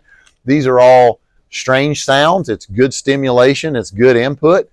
Does the dog recognize that and assess it as part of their environment and move on? Does the dog get overly defensive or aggressive towards anyone in particular who is a non-threatening actor who would have otherwise no reason to act that way? I'm going to go up onto the sidewalk of the store and walk around. This can be part of the hunt test. We have left the kennel environment where this dog has had all of its pre-buyer acclimation training, all of the preparation that this person does for you, the buyer. So they've already been shown a toy in the testing area, a toy in the obstacle course. I want to take this dog somewhere that they probably haven't covered, or it's a place that has enough changes in this setting that it's not the same place the dog was the last time they were there. Follow me? The O course at this kennel is going to be the same O course as it was 2 weeks ago, as it was a month ago, as it is when you get there. Even if this vendor finds out that you're going to do that, or you've done it previously, when I go back to the Rural King parking lot, it's going to have different weather on a different day with different cars, different people doing different things with different sights, sounds, and smells. So when I get on to the sidewalk, Rural King is going to have tractors out there and maybe potted plants on, depending on the time of the year. And they're going to have bags of bark mulch and landscape material. And all of this stuff will change week to week. So when I show back up there, if your dog is high in hunt, this dog is going to hit this environment and start sniffing things and want to check out all of this stuff. And if your dog, because most of the time good dogs, the best dogs, see the world with their nose. If this dog hits this environment and starts sniffing equipment and potted plants and pallets of bark mulch and pallets of bales of straw, all of these different things, and it's searching and it's interested and it's interactive and it's not being thrown off by passerbys and vehicle traffic. If the dog isn't getting weirded out, if you walk into the store and the shiny tile floor doesn't cause this dog any kind of strange behavior, if it starts walking through the aisles, sniffing things and checking out its environment with its nose, man, this dog is ringing up points on what I need for a dog that's going to be a good multi-purpose dog, a good detection dog. This dog's sniffing everything and cataloging it with its nose. It is not afraid or shut down by the change of environment, but I want to go for a walk. If this vendor is going to allow it, I want to walk downtown. I want to go walk at the city park. I want to see what this dog does in the presence of just other animals in general. If I can get out and see squirrels at the park, if I can see rabbits at the park, other dog owners walking their dogs, joggers, people on bicycles, I want to get a read on how this dog acts and what their mental stability is. And you're probably saying, wow, I didn't think these were the kind of tests that you were going to recommend. And that's why I'm hoping at the beginning of this video, I put my marker down saying, you probably didn't think this was going to go the way you thought it was going to go. That I was going to tell you, you need to get in a bite suit and crawl underneath a full-size truck and hang from the drive shaft in the dark. And if the dog will go into a confined space under a truck and climb up and bite you in the undercarriage, that's how you assess a patrol dog, because it's not. And I'll explain why it's not on page 2. What you're looking for is your raw material. What is this dog and what are their natural reactions to things in the normal environment that you're going to introduce them to? If I have got a dog that I'm assessing for a patrol program and I am walking through the park and this dog is just popping to the end of the line or shows hackling or defense or starts verbalizing and cocking off at people, barking for no reason, especially if they're a non-threatening actor, if you have to work in a soft MPC environment, if you are an agency or a program that requires my last 2-part video on CQB and you need to integrate this dog into a CQB setting, and this dog can't walk around non-threatening actors who pose no threat whatsoever, just acting normal in everyday normal terms, and this dog is already overly aggressive towards normal shit, that dog needs to get washed out of your consideration list right now. That is how you really find out if you have a dog that's going to match your program. If you are that agency that needs to be able to have kids touch your dog, to be at major events in your jurisdiction, if you have to go to Winterfest and pose for the newspaper and have people around you for the lighting of the town Christmas tree, and you can't walk around downtown wherever the nearest urban center is at your chosen vendor, if you can't do that, you've already got problems. If your vendor doesn't want you, even if I'm working with a vendor and I say I want to go to the downtown courthouse and walk around the court square or go to the shopping mall, even if there's stores that won't let you bring a dog in, if the vendor says, well, I don't want you to go in the store, but I'll allow you to go to the parking lot and the outside common areas, even if they say you got to take one of my kennel staff or one of my cadre trainers with you so they can watch this, fine. Do whatever you have to do to strike that balance with your vendor to get this dog out in public and walk around with it before you commit to the purchase. If it is a bite dog and they know that you are doing CQB integration or you require some kind of social temperament, but this is a bite dog, and they won't let you leave their property with it to take it into any kind of a different environment, I'd probably go find another vendor. It's not unreasonable for you to ask. There is a level of unreasonableness, again, because I've been on every side of this equation.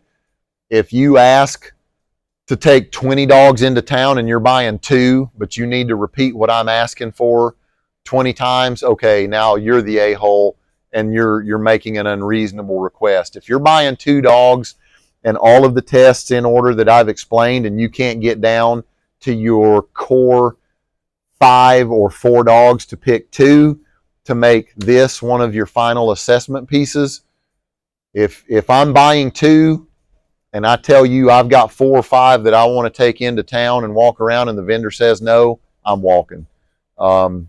I want to go take this dog out into other settings to get a read on this dog. And this is going to be one of my biggest selection criteria, is just seeing how this dog reacts in these environments. And I'm hoping that this isn't what you expected to hear.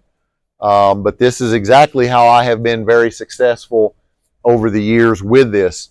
When I was 7th group soft MPC trainer, I returned 0 dogs to the vendor. Not once, ever. And at that point in time, out of everyone represented in soft MPC, I was the only trainer who did not have to take a dog back, and I was using exactly this criteria. And I think being on the vendor side and going on buy trips to Europe absolutely made a difference in helping me develop my own system for picking. So here, that's all of our tests, and we'll get specific on the bite thing. Understand your tests. Right, got it right here. Don't copy something that you don't understand. Your test should make sense, and you should know how to grade your own test. Let me just be honest here. It's too often in the canine world that people will have a knowledge gap and they'll see somebody else do something cool and it looks cool. And instead of going over there and asking that person, why did you do that and what does it mean when you do it? They see it, but they don't want to be the person who doesn't know and ask, so they go and copy it. And they copy it without understanding either the application or how to grade it. So, with that being said, even the same test can be viewed in different ways based on how the test is administered. And I'll touch on that. But don't see a test that you saw another agency or program do and then copy it without a thorough understanding as to why. Because you may be copying something that they don't even understand why. A couple of quick examples. A major metropolitan agency that you would absolutely know if I said it was doing testing at Von Lick. They were doing the hunt test and toy test. I watched the person administering the test, the program trainer, go to this tall, shaggy grass and pull a screwdriver out of his pocket and throw the screwdriver into the high grass and then spin the dog around to break eye line from knowing exactly where it landed, which is fine. I'm fine with that. Some people say it's dumb. I think it's fine. They let the dog go, and the dog's hunting through the grass. Couple problems here. This, at no point in this dog's life ever, has viewed a screwdriver with a plastic handle as a reward object. This dog has never been oriented to it as a reward object anywhere along its path. There's no reason for it to think it's a reward object. At best, this is an anomalous, inanimate object that is completely out of place in the current setting, this shaggy grass field. In my view, the most that you could score this test as is if this dog were to get downwind of it and show a bracket, a change of behavior, and at least go to it because it is so out of place and anomalous to the environment, and sniff it and then continue to hunt on. To me, that scores high on hunt because the dog is hunting. It recognized an anomalous, out of place odor, went to it, didn't identify it as a toy, it's a screwdriver, and then continues to search on in hopes of finding something better. This trainer at this agency said, if that dog doesn't find and pick up that screwdriver and bring it back to me, that's a fail. Why in actual monkey ass would this dog pick up a screwdriver and know to pick it up and then retrieve it? That was one of the dumbest things I've ever heard, but that was a test. Why should the dog pick up something of zero value and then also perform a function that it's never been oriented to do, to also potentially gain nothing by bringing it back to you? Nothing in that guy's statement or explanation made one lick of sense whatsoever.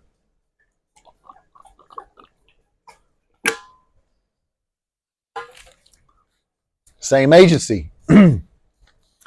Testing a dog for gunfire and or bite sleeve. You might be thinking to yourself, I just said gunfire. Gunfire wasn't on your list, Chris. No, it wasn't. There's a reason. Hold that. And again, we're talking about stress inputs and unknown dogs. And I've got my video on the hard truth about gunfire, and I've got my live gunfire demonstration.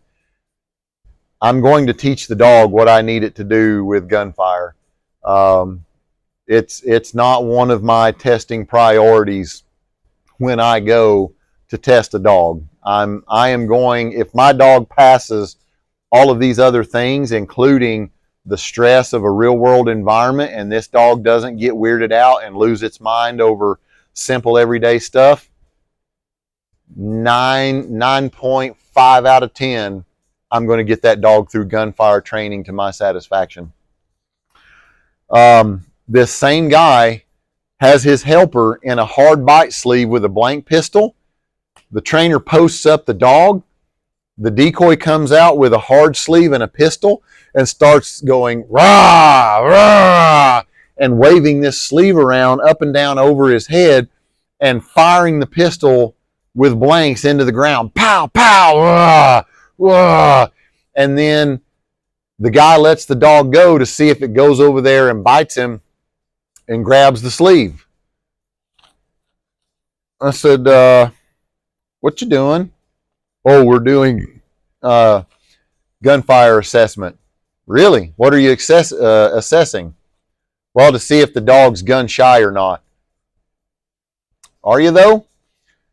So you got a guy in a known piece of equipment being way over the top, animated, agitating with this thing.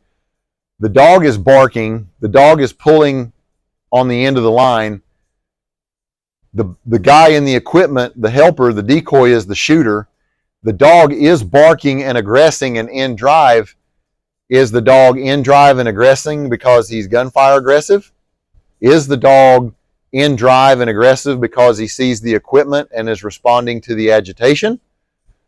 Were that decoy not present and it was the handler shooting, would the dog turn and nuke the handler?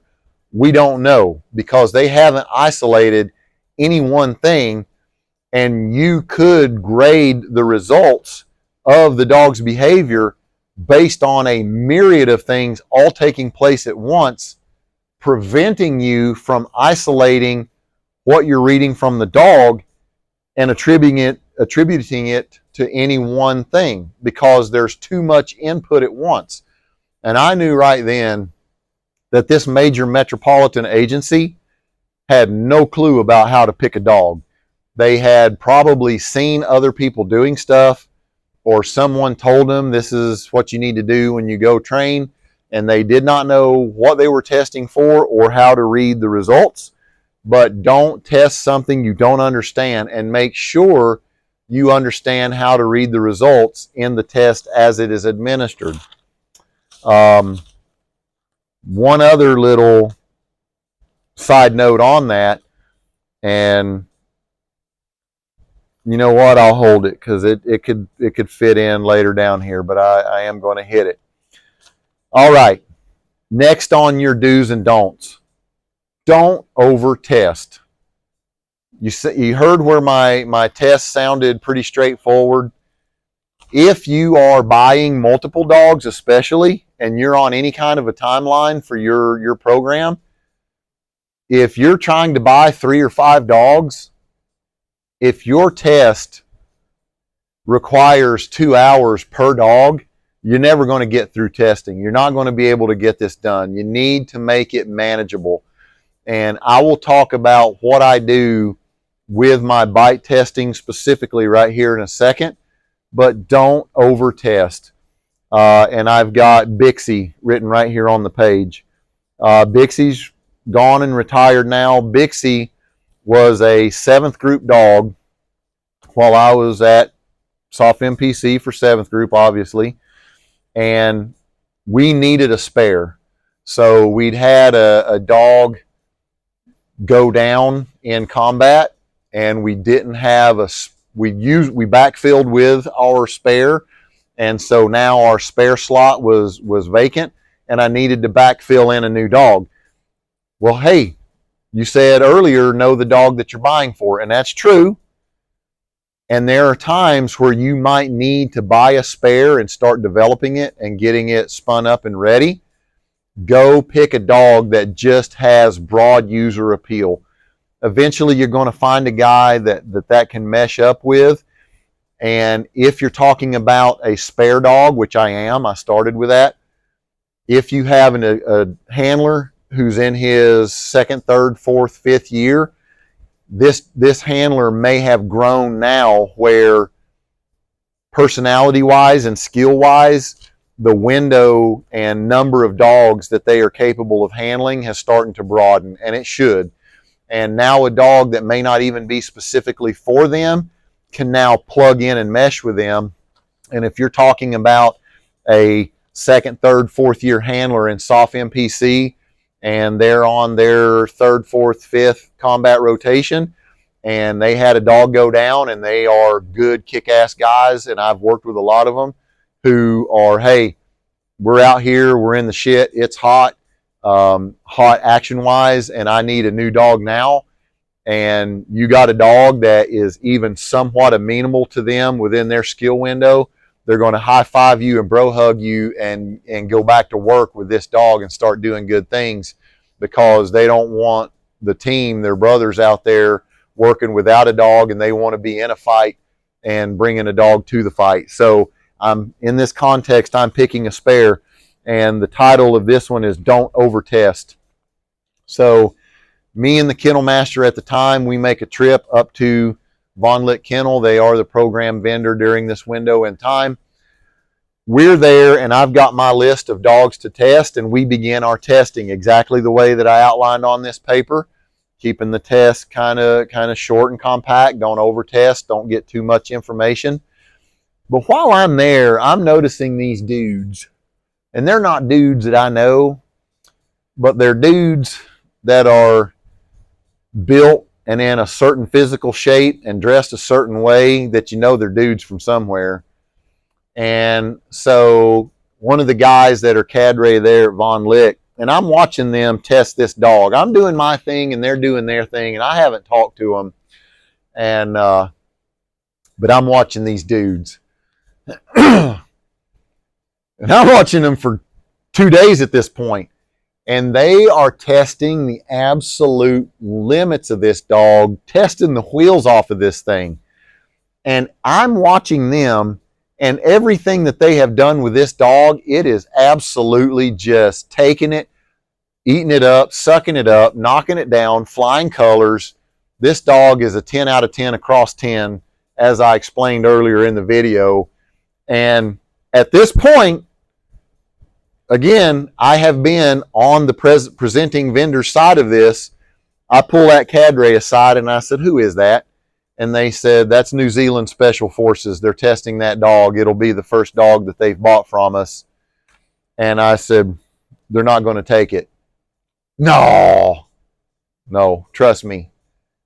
I have been in your shoes, and I'm telling you, with what I'm seeing with my eyeballs, if they go into the third day of testing on this and they don't commit to buying that dog, they're not going to take it. They shouldn't even have tested this long without committing to that dog. And I know how this game works, and I know how this kennel works. I've already seen the dog. I know its name. I know it's available. I'm telling you, I'm next in line. When they turn that dog down, and they will, I'm taking that dog. And the kennel master, he's over here throwing, yellow flags out on the field. Whoa. You can't just take that dog without testing. I was like, come on, boss. Come on. Trust me. We're going to test it. I will conduct my due diligence. We're going to run it through what I've run these other ones through, maybe even in an abbreviated, truncated format, because I've been watching 2 days of testing on this dog. Day 3 comes, they go in there, they tell Kenny, no, I'm not buying that dog. Like, you, there, go get that dog, put him on my trailer. This dog passed everything with flying colors, and I left with it. And everything on my list that I'd already looked at, which weren't bad dogs, immediately were out the window. New Zealand Special Forces over-tested. I don't know what they were looking for.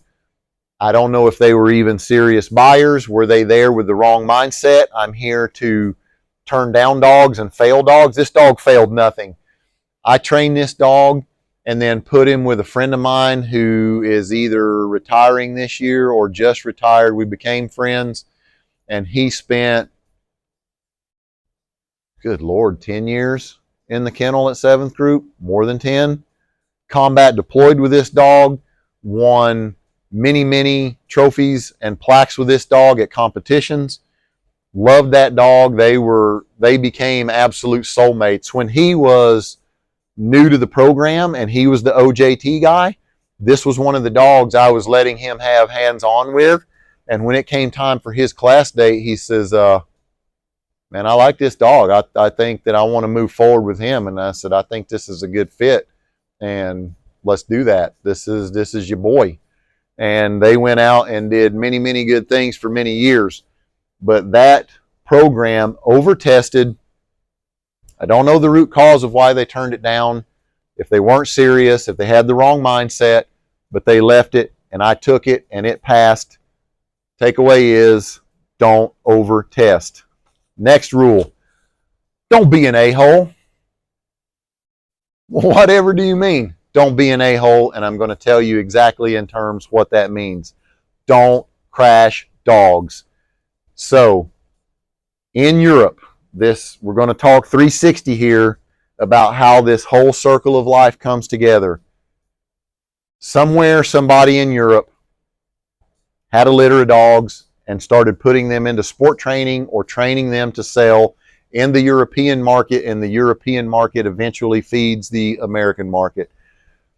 This dog has had training and a lot of time put into it at every step along the way, and it's been improving and growing and learning new things. And every time this dog has a major change of venue, there is a window in time where this dog goes into a little bit of a shock from the change of venue. So when this dog goes from a private family who participates in their local KNPV club in Holland, and then this family has competed with it, they're done, they have a litter from that dog, and it's time to move on, they sell this dog to one of these large satellite collection kennels in Europe. In Holland, it happens to be a Police Dog Center run by Arnold von Udelaar, one of the most well-known, influential, highly successful and wealthy dog vendors in all of Europe.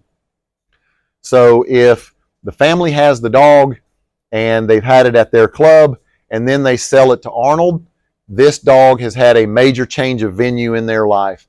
And this dog, even though Arnold's guy tests it, they bring it to Arnold maybe and say, hey, let me show you my dog and see if you want to buy it. Arnold or his staff will look at it, and there's going to be an expected valley in that dog's performance at this point in time, because it's a new place with new people that the dog doesn't know, and it's a new environment, and it's not their home kennel, and it's a change in the way they've lived. And the dog is going to have a dip in performance, then it's going to acclimate and recover, and it's going to get back as good. And if Arnold's people put time into that dog to improve it, it's probably going to get a little better, because Arnold is a businessman and he's selling this dog at a profit. He's going to pay a lower price than what he's selling it for, plus he has a business to run and people to pay. And if they improve that dog, he's got to pay them for the time and then also make funds for improving and enhancing that dog. Then you're going to come over and you're going to test that dog at his place, and in the model of now we're all working for Von Lick, we're trainers, we go over there to do a European buy trip. You can go over there and you can do stuff so ridiculous and over the top, you can make that dog shut down and get hinky. If you're there to fail dogs with the wrong mindset, and you're there to find reasons to ruin them, or you're there to try to prove that you're such an awesome decoy or such a hardcore guy that you can shut this dog down, make it let go, make it turn and run, you can do that. You can do that with most dogs, especially when they've had that major change of venue and they're still in this recovery / developmental stage. Once that person that works for Von Lick buys the dog in Europe, they move that dog to the United States. There's a cost in flying that dog transatlantic and getting it here.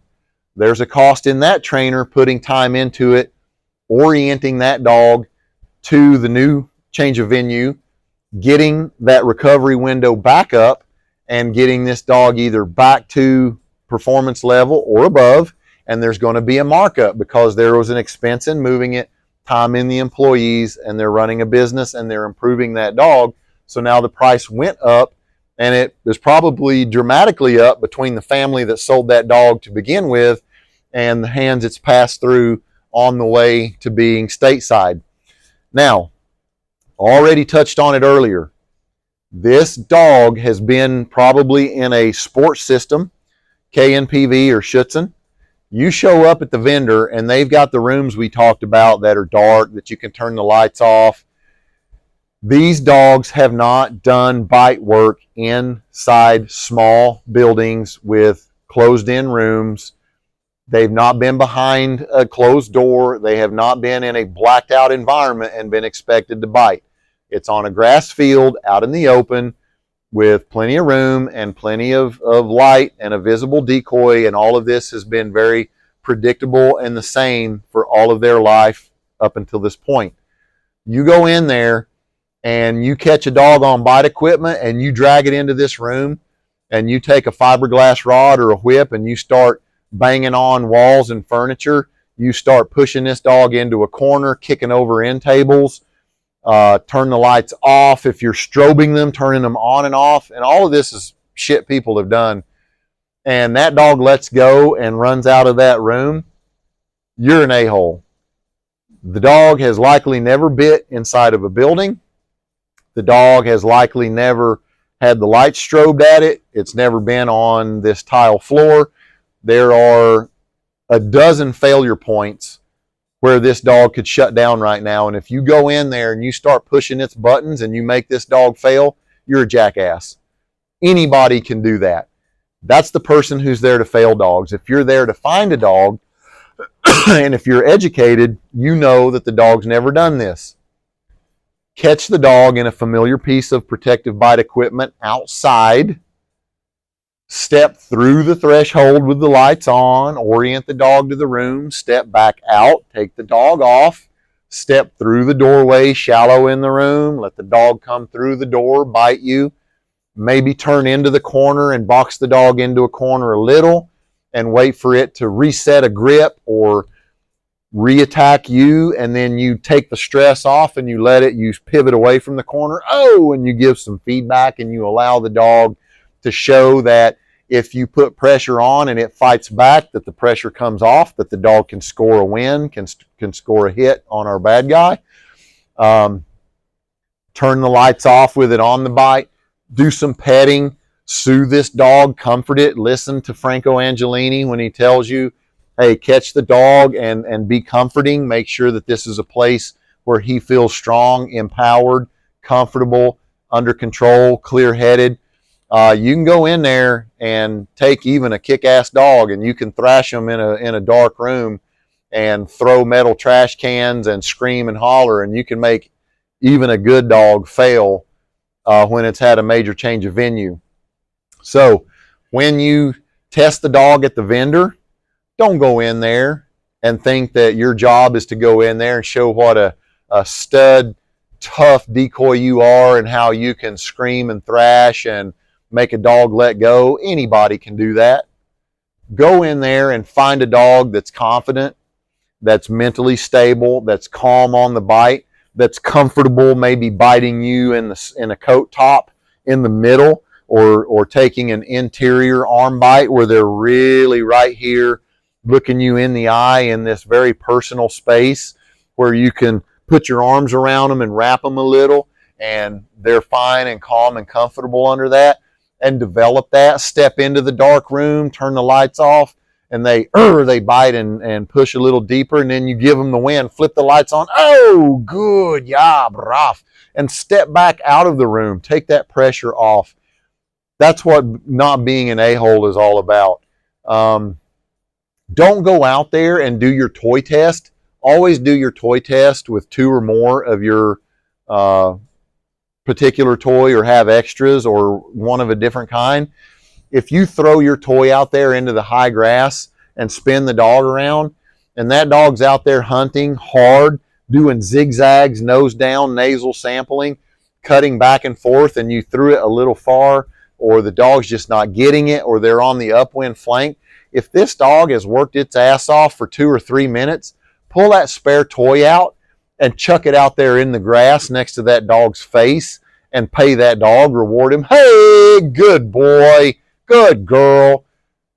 Go ahead and pay that dog and let them know that there is something at the end of the tunnel for them during that hard, long, exerted hunt, so that you don't crash that dog just making them go out there and burn themselves down for a toy that they never find. That's what don't be an a-hole means. This dog costs everybody in this system money every time that it moves from one set of hands to another. This is now a business expenditure that this kennel needs to pass on. Now, I'm not saying all kennels are saints. I'm not saying that it's not the greasy used car business, but that is someone's business investment. And for you to go in there, it's as egregious as going into a shop that sells glassware and banging 2 glasses together and then putting a chip or a crack in one and then saying, yeah, this one, I don't like this one, there's something wrong with it. And you put it back on the shelf and say, that crack, that chip is your problem now. I know a guy personally who at one time went to a vendor, and for doing bite work, he's catching young dogs on bite equipment, and then he pulls out an actual .45 pistol and starts firing live .45 rounds into the ground. Not even just a blank gun, but he's firing live ammo into the dirt. And the vendor finally had to tell him, stop what you're doing. That's ridiculous. It's over the top. You're a good customer. I know you're going to spend money, but there's some things that are just too far. And that is one of them. Don't be an a-hole. Don't crash dogs. Anybody can do that. That doesn't make you super well informed or awesome. It just makes you an a-hole. Especially if, and you should ask, because this helps you understand scoring your tests. Go to your vendor. Where's this dog from? What's the country of origin? Did it come from a club? Is it KNPV? Is it Schutzen? How long have you had it in country? Has it been here 2 days, 2 months? These things all matter. I will grade accordingly on all of my tests. If they tell me that dog's been in country for 24 hours, 48 hours, that dog will get bonus points or not be completely washed out based on how it's doing because it only got here 2 days ago. And every dog that comes out of Europe has a health passport, and the passport's going to be stamped. Here we go. Show me the paperwork. When did this dog get in country? Oh, it's only been 2 days. Now, if that dog has been at that vendor for 2 months and they are still showing that poorly, 2 months is more than enough acclimation time. I'm going to be grading at full enforcement of my system. I'm not really going to tolerate a dog crashing doing simple stuff when they've been at the vendor for 2 months. That change of venue should already have rebounded. The import system. How does this thing work with vendors, and what does sole buyers mean? The import system, I already kind of briefly touched on it. Where do these dogs come from? The breeders. How do they get their first training? They go to a collection kennel in Holland. Sometimes that can be a smaller satellite kennel that feeds a big operation like Arnold's. It might be Arnold Direct. Then they come to a vendor stateside, and most vendors stateside have a return window, a consignment period where they can send the dog back to Holland, and then that dog may be back at the kennel it came from, and then another stateside vendor can come back to the U.S. There are many times where a dog can be passed between the U.S. and Europe a couple of 3 times before it either gets sold stateside or stays in Europe. Now, with that being said, here are the economics of dog buying and European attitudes. People will tell you it's better to go to Europe and buy straight from European sources rather than the United States. Incorrect. I have gone, and again, there's a difference between buying one dog or three dogs. I have gone and spent Ken Licklider's money for 25 dogs at a time to import 25 dogs, and it better be 25 good dogs that are ready to go when you go over there in person. And you better have a very, very explainable return rate. My return rate beat that of my peers. You better have a return rate no more than 10%, or you are really not great at picking dogs, and maybe should find a different line of work. But with that being said, if you go to Europe, a couple of things are going to happen. First, there's the economic side of this. If you want the absolute best dogs, Europeans look at business differently than Americans. If I'm a vendor and you're a customer and you and I have a relationship and you kind of think we're friends, in America, we take a very dim view in the business world if we have some kind of personal established relationship for me to intentionally screw you over. That is viewed as poor etiquette and something that you should not do. In Holland in particular, this is viewed as perfectly fine. Business is business, and after work is after work. If the two of you are in Holland, two Dutch guys will shaft each other 6 ways from Sunday, and then they're expected to be at the pub later having beers together and laughing about, ha ha, you screw me good, but next time I screw you, I'll get you on the next deal. And they have a toast and they drink. That is not how it works in the United States. If you go over there, you can, unless you have a really, really, really deep relationship with this person in Europe, you can expect to be treated with, I will screw you if you let me get away with it. Now, with that being said, when you are in Holland, Arnold von Udelaar is going to get top quality dogs. He's got a huge network. He's got people covering all of Europe, Western and Eastern Bloc countries.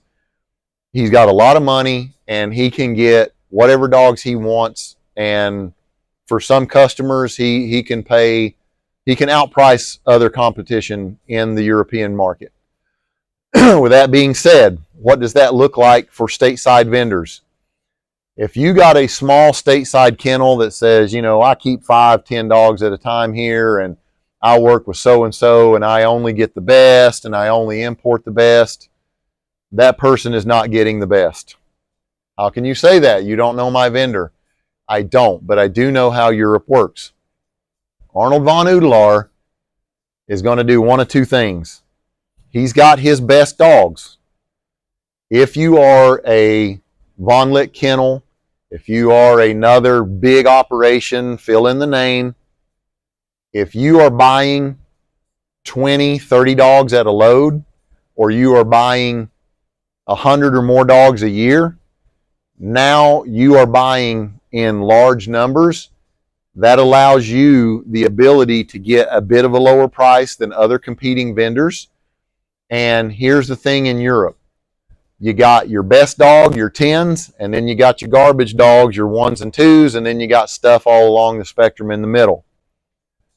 Arnold von Udelaar is not going to sell you his 10 out of 10 across 10 dogs without you buying 9s, 8s, 7s, 6s, 5s, and throwing in some 2s and some 1s, because he's wishing upon a star that some of these 2s and 1s are going to find their way into a buyer stateside. And it happens. And there are people who buy 2s and 1s. Sometimes they get shafted because they don't know what they're buying. Sometimes there are people who just buy those dogs. That's what they want. Oddly enough, yes, it is. But if you want Arnold's top 1% of his dogs, the price of admission is you're going to have to buy, if you want 5 ringers, you're going to buy 20 that are going to be good, middle, and bad, and hope that across that you're going to sell most or all of them, and he knows he's going to take 1 or 2 back and then try to pawn them off on someone else. If You are going to go to Europe and you're going to buy that top 1% of 10 out of 10 dogs. You're not going to get it what you would even get it for in the United States. Because if you are what's called a sole buyer, and over the years, there are United States government, military, and other letter agency programs who have the budget and the flexibility to go to Europe and buy in person direct from vendors. And when they do that, they show up and they say, look, I don't want to buy 20 dogs. I'm buying 2 or I'm buying 5 and I don't want 20. What happens, and this is what I'm calling a sole buyer, you're representing a sole program and you're only buying small numbers that you need for your program. What happens? The price goes way up if they will sell them to you at all.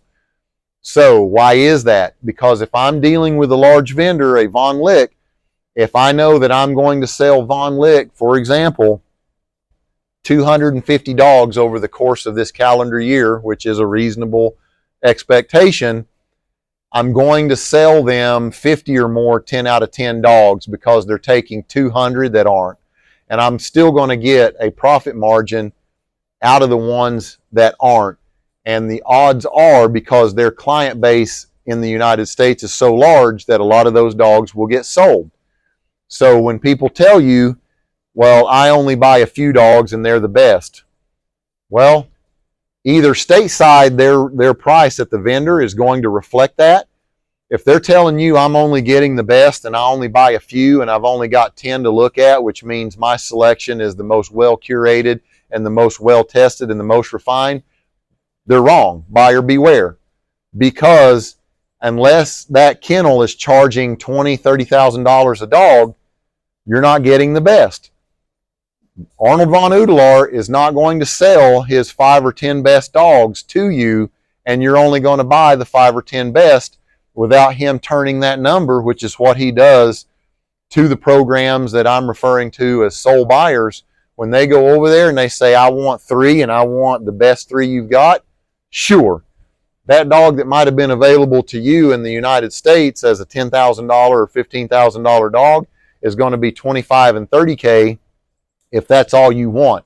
If I can't sell you some of my lower tier inventory and dispose of that along with my top tier inventory, then you're going to pay me the difference with disposing that top tier inventory. And that's one of the reasons you get large kennels who are willing to participate in that system, knowing that they're going to take some clinkers in the process, is because, yeah, I'm going to get some top tier stuff, but I'm also going to take some bottom of the barrel stuff, and that's just how it works.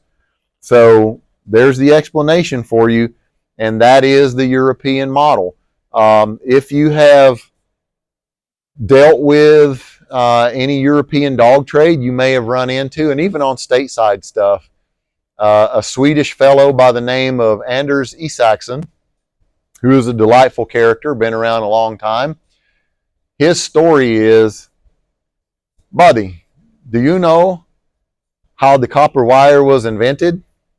No, Anders, how was it invented? 2 Dutchmen were walking on a street and saw a penny and they both picked it up at the same time, and you have copper wire. That is a joke, but that talks about what the business outlook is in Holland and in part of Western Europe. Is you grab every penny and you pull it as hard as you can. Anybody that says they're getting top tier dogs from Western European sources and they are still competitive with other vendors stateside, no, they are not. And I just explained to you why they're not. Dog vendor prep. We've talked about that. We've talked about recovery times. We've talked about expectations. Every vendor is going to try to get that dog, and especially once you've bought from them before, they're going to try to get that dog ready for you when you come to look at them. Even at Arnold's place, if you go over working for Von Lick Kennel, these dogs are already going to be shown tennis balls. They're already going to be taken out into the field where you're going to throw the balls. They're going to have a chance to chase the balls before you get there. There's a room that has furniture in it. There's already the wooden protocol boxes that VLK uses for odor imprint. They're going to show the dogs the boxes. They're going to drop toys in there. So all of this is already going to be done, and you just know that.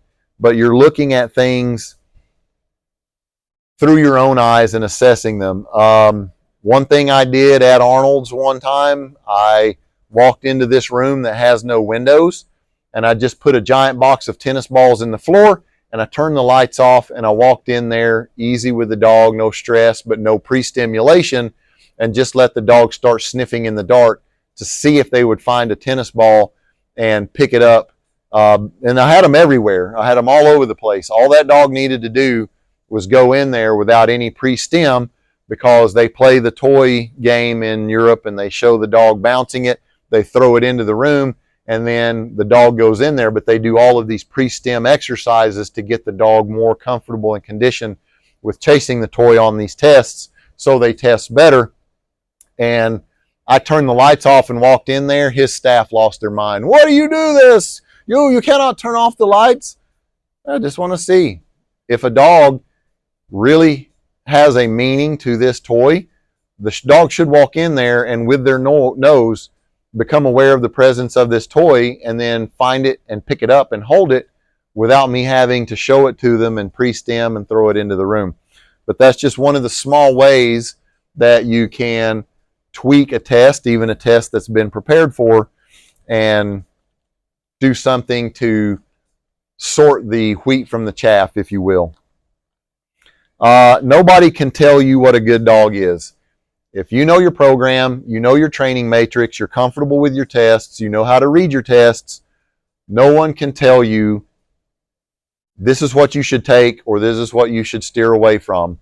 The hands-on versus hands-off testing, for years and years at Von Lick, when they were the soft MPC vendor, it was all hands-off testing, unless you went there on a one-off, the way I described with Bixie. We went there to buy a spare dog, and I was the only person there from the program buying at the moment. Then they let you do hands-on. If it's the start of a class and the whole class is picking dogs and multiple units are there, there's kind of like the NFL draft. You rotate about who has first overall pick.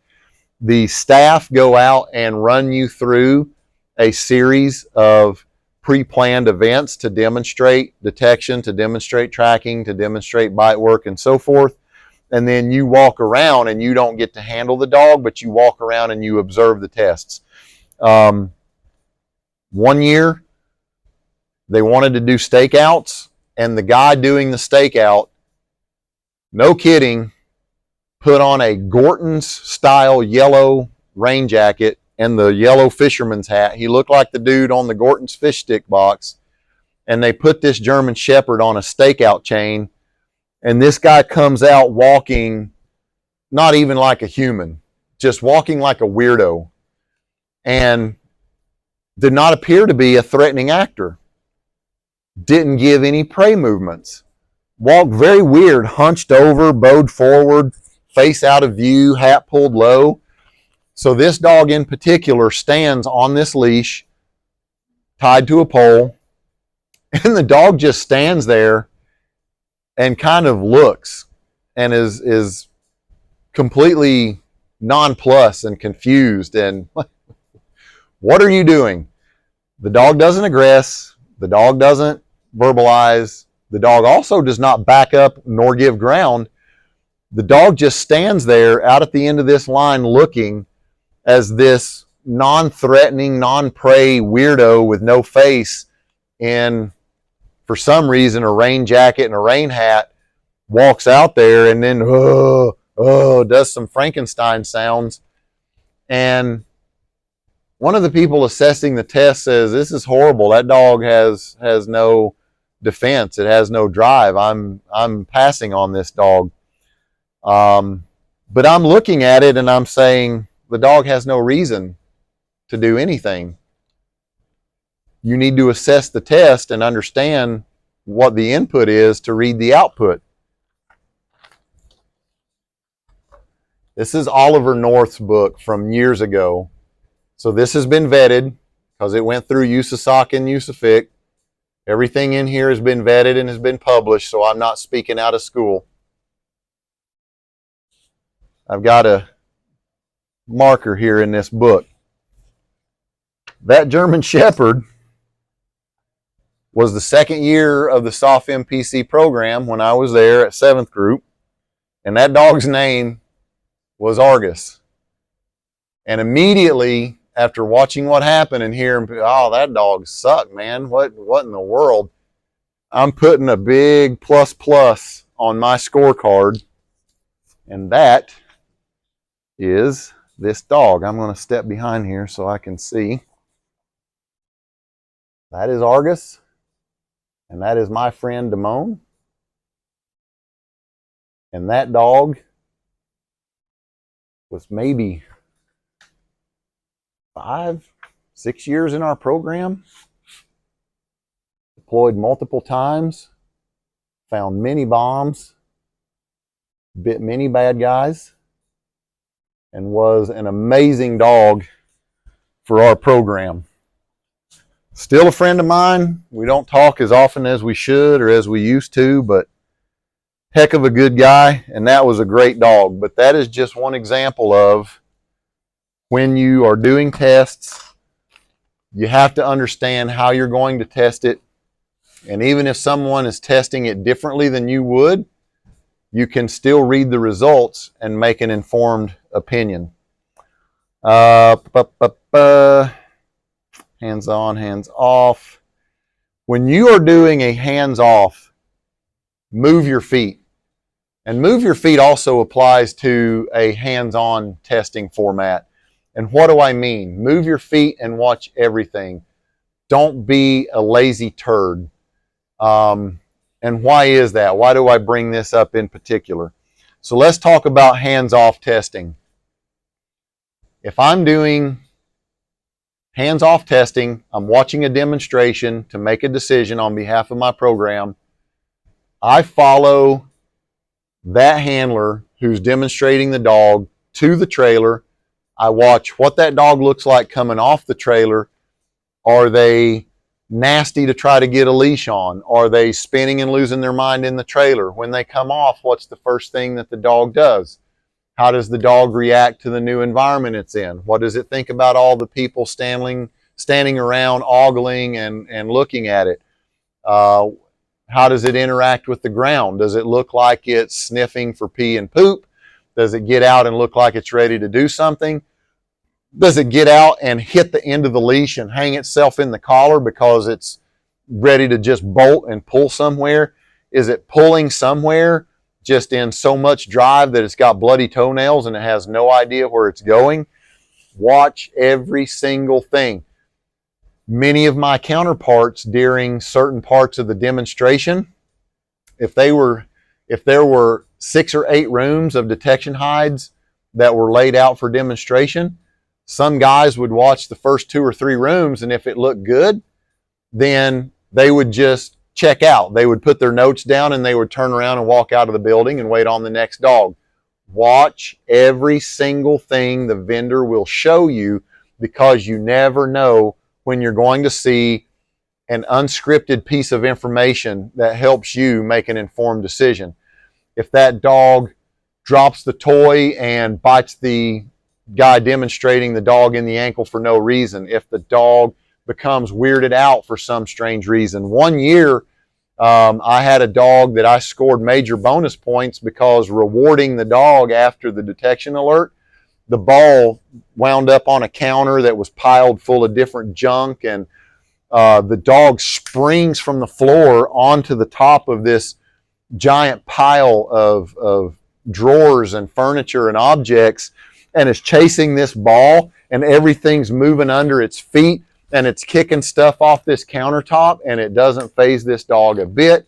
It's still pursuing the ball. That was a great little unscripted moment that really, for environmentals, drove that dog's stock way up. It showed me more about that dog's drive. In those instances I talked about where a dog needs to be trained to overcome something, that little piece of information, if I had given up and walked back and left, I would have missed that and not seen that whatsoever. So that was a game changer as far as learning something about that dog. Watch it all the way back to the trailer. Make sure this dog doesn't get shitty taking it off of a leash and trying to put it back into an air crate on a truck or back into this trailer. By opposite token, had that dog chase that toy and things had fallen down, and it weirded that dog out and tried to make it run out of the room, and it shut down over that same situation rather than rising to the occasion.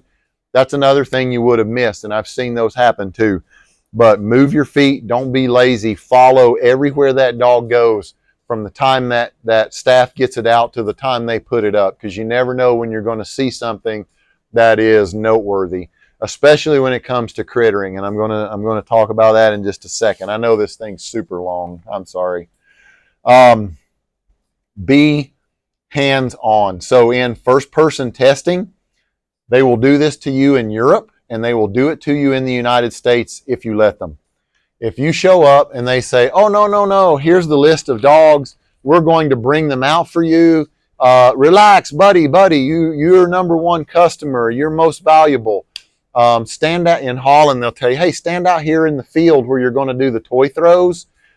Here's you a cup of coffee, have a cigarette, you want a snack? Hey, let us take care of that for you. You don't need to walk back and forth to the kennel building. You're too important for that. You're our best customer. Some vendors will try to do that to you stateside. Don't fall for that shit.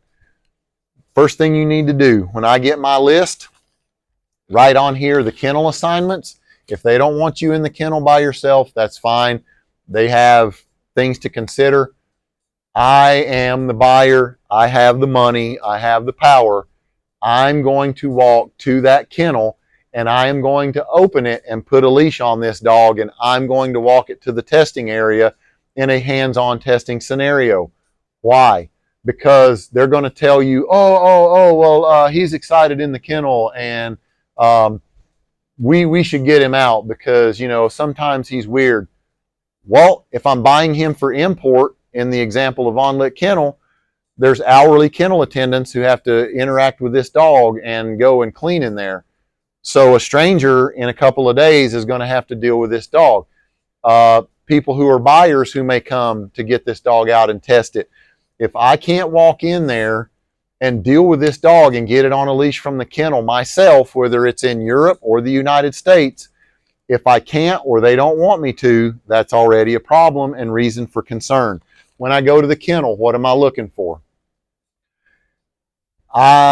This isn't a make or break, but I'm trying to give you everything that's in my thought process. If I go back there and the dog's poop is good, if the stool sample is good, if they're making nice firm poops, they're probably pretty well mentally adjusted. Liquid diarrhea, it's not a reason that I would not take a dog, but it certainly shows a higher stress level and a little bit of agitation. If they're a kennel spinner and it's halfway up the wall and they're slathered in it, all of these things are things that I'm looking for. A dog that pees and poops over to the side and doesn't want to step in it, that's something that I respect out of a dog. It doesn't want to be in its own waste. These are things that I like. But when I go in there, I want to see, is the water pail permanently attached to the wall? Does this dog's food pan or water pan have giant bite marks in it because he's a freak in the kennel and he's chewing the water pan? Is it bolted or hooked to the fence because they keep turning it over because they're really hyperactive or self-destructive in the kennel? I want to go in there, see how this dog lives in the kennel. If it tries to eat me up when I open the door and put it on a leash, and then I want to see how it acts immediately after it's on the leash and we walk out of the door of the building. So once we leave the building, everything at this point is now assessment on. I want a dog that knows it's on the leash and it's in drive, mildly pulling on the leash or pulling a bit and then stopping to look at me because it knows that I have something to do with this situation, and then it's in drive and it's pulling, head up, ears up, looking around, using its nose, maybe sniffing the ground occasionally.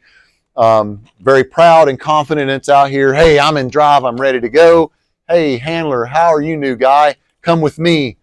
If I bring the dog out and they just run to the end of the line and they're doing the sea turtle and they're in drive and they're trying to get away from me and they're just pulling in no particular direction, they just want to go, that's not going to score well with me. If this dog is wearing me or I'm wearing it the way you would wear a set of wet blue jeans, if it's just clingy and jumping on me and trying to get all over me and it won't just get off and walk with me and go investigate something in the environment, already this strikes me as a dog that's too handler dependent and too clingy to do the kind of things that I want it to do. I'm not going to wash it immediately on that alone, but I'm already very, very turned off by a dog that is just clinging to me and saran wrap or Velcro. Just get off of me and just walk like you have any sense whatsoever. Show me a little drive. First thing I'm going to do, walk to an area. I'm going to ask the staff, where is an area that I can break this dog, give them a potty break. Don't go into testing and have a good dog show poorly because you didn't give them a potty break outside of the kennel and give them ample opportunity to pee and poo. In fact, if I'm going from hunt test to track test, or if I'm doing all the hunts at once and then I come back and do all the tracking at once, however I'm running it, there's a new potty break between each one. Maximize their ability to show well on the testing by making sure that they're not worried about peeing and pooping or distracted by finding a place to do it and score poorly on your hunt test. Another thing I'm looking for, some people ask me, what's a hardcore no-go for you? A crittering ass, pee licking, poo eating dog. When you talk about the hierarchy, and I think I covered this in Things Every Dog Owner Should Know Part 1, food, water, sex, and air. Those are the only things a dog really cares about, and we can put everything into one of those categories. If a dog wants to lick pee puddles and eat poop and sniff turds and just won't leave them alone, this is a genetic flaw, and it is in there in your food, water, sex, and air matrix that controls their brain. You will never get away from that. You can try to mitigate, you might be able to minimize, you might be able to improve, but it will never be gone. The minute you wind up in Afghanistan or you're in Iraq and you are working around open street sewers in Talifar, which I absolutely did, and your dog has got to do patrol or detection and there are open street sewers around or lots of loose animals, livestock, goat poop in the street, if your dog is really crittery and fecal matter and urine oriented, you're done. You're done. Your day is over. It's misery after misery. I lived through that with my second Department of State dog, Nico. They train these dogs in these sterile, high shine, wax floor environments. And the minute I got this dog outside the wall at the Baghdad Embassy complex, and there was, well, it's Iraq, so there's animal pee and poop and there's people pee and poop. The minute I got this dog outside and I'm trying to search delivery trucks outside the embassy, forget about it. Licking the ground, licking trees, smelling every dark, wet puddle on the ground. It was an absolute just exercise in frustration and futility. So if there is a hard no-go for me, it is fecal and urine-oriented dog. So during these tests, how do I score that? Max points is a dog that just walks out and never sniffs a tree or a spot on the dirt. If they hike on a tree, if they splay over open ground, I want a dog that pees and poops as just a physical matter of this is something that I have to do during the course of the day. There is no pre-plan. There's no finding the right spot. There's no, oh, I sniffed and I turned back and forth 6 times and I sniffed again and I angled it at just the right spot. If these are all warning signs of an over-crittery dog, if I walk out of that kennel and we head towards a break area and the dog is head up, chest out, walking along, and then just moves into a squat and takes a nice poop, that is a plus score in my book. You don't get any better than that. Or he's just walking along past a row of trees and throws a leg up and pees and is still scanning around and looking and sniffing the air and not sniffing trees or the ground. That is as high as you can get in my book. And I have zero patience for focused crittering activity. So let's see here. Get the dog yourself. Evaluate the kennel. Look at crittering. Go for your break walk. How does the dog act? When you do your toy play, when you go into your hunt, use two toys to either, because you don't know anything about this dog and you don't have any rapport with it. Don't go in there and start yoking on somebody else's dog and yelling out or los or poost or whatever else it is to get them to out a toy on a dog that you don't know, that you just met. Refer back to don't be an a-hole and crash other people's dogs. Take two toys, show him one and tease him with it till he lets it go, and then put that one in play and pick the other one up, or just hold him back in drive, or use a helper and pick the other one up and then reset your test. But use two toys so that you're not trying to out this dog and create a problem, or overcorrect this dog and crash it. And if the dog is out there on the hunt test and they are doing a great job but haven't found it, you've got that second one to go ahead and pay that dog on the exercise. Get your bites in, but be reasonable. I always use a full suit. I want to eliminate any view of official clothing. Know the backstory of your dog. That's on here. Ask the vendor, where did this dog come from? So now we know. He used to be an Indianapolis handler, and he was a German Shepherd breeder and a Schutzen trainer and competitor, Mike Deal. And Mike Deal always talked about etiquette. When he was training with your dog, and it's the right thing to do, and it's what I do at seminars. I want to know about you and your dog, where your experience level is, your dog's origin story. I want to know a little bit before we just bring it out here and start going willy-nilly, especially in bite work. And guys would be training with Mike Deal for the first time, and they're guys whose brain does not automatically click to etiquette, which is also safety. And they would be walking towards Mike's station with a dog out, and Mike would say, take your dog back, go put it away, come here. How old is your dog? Where did it come from? Is it Schutzen? Is it KNPV? If it's Schutzen, has it seen a bite suit before? Does it have an out problem? Is it nasty? Is it dog aggressive? Have you had real street bites? Do you have any problems?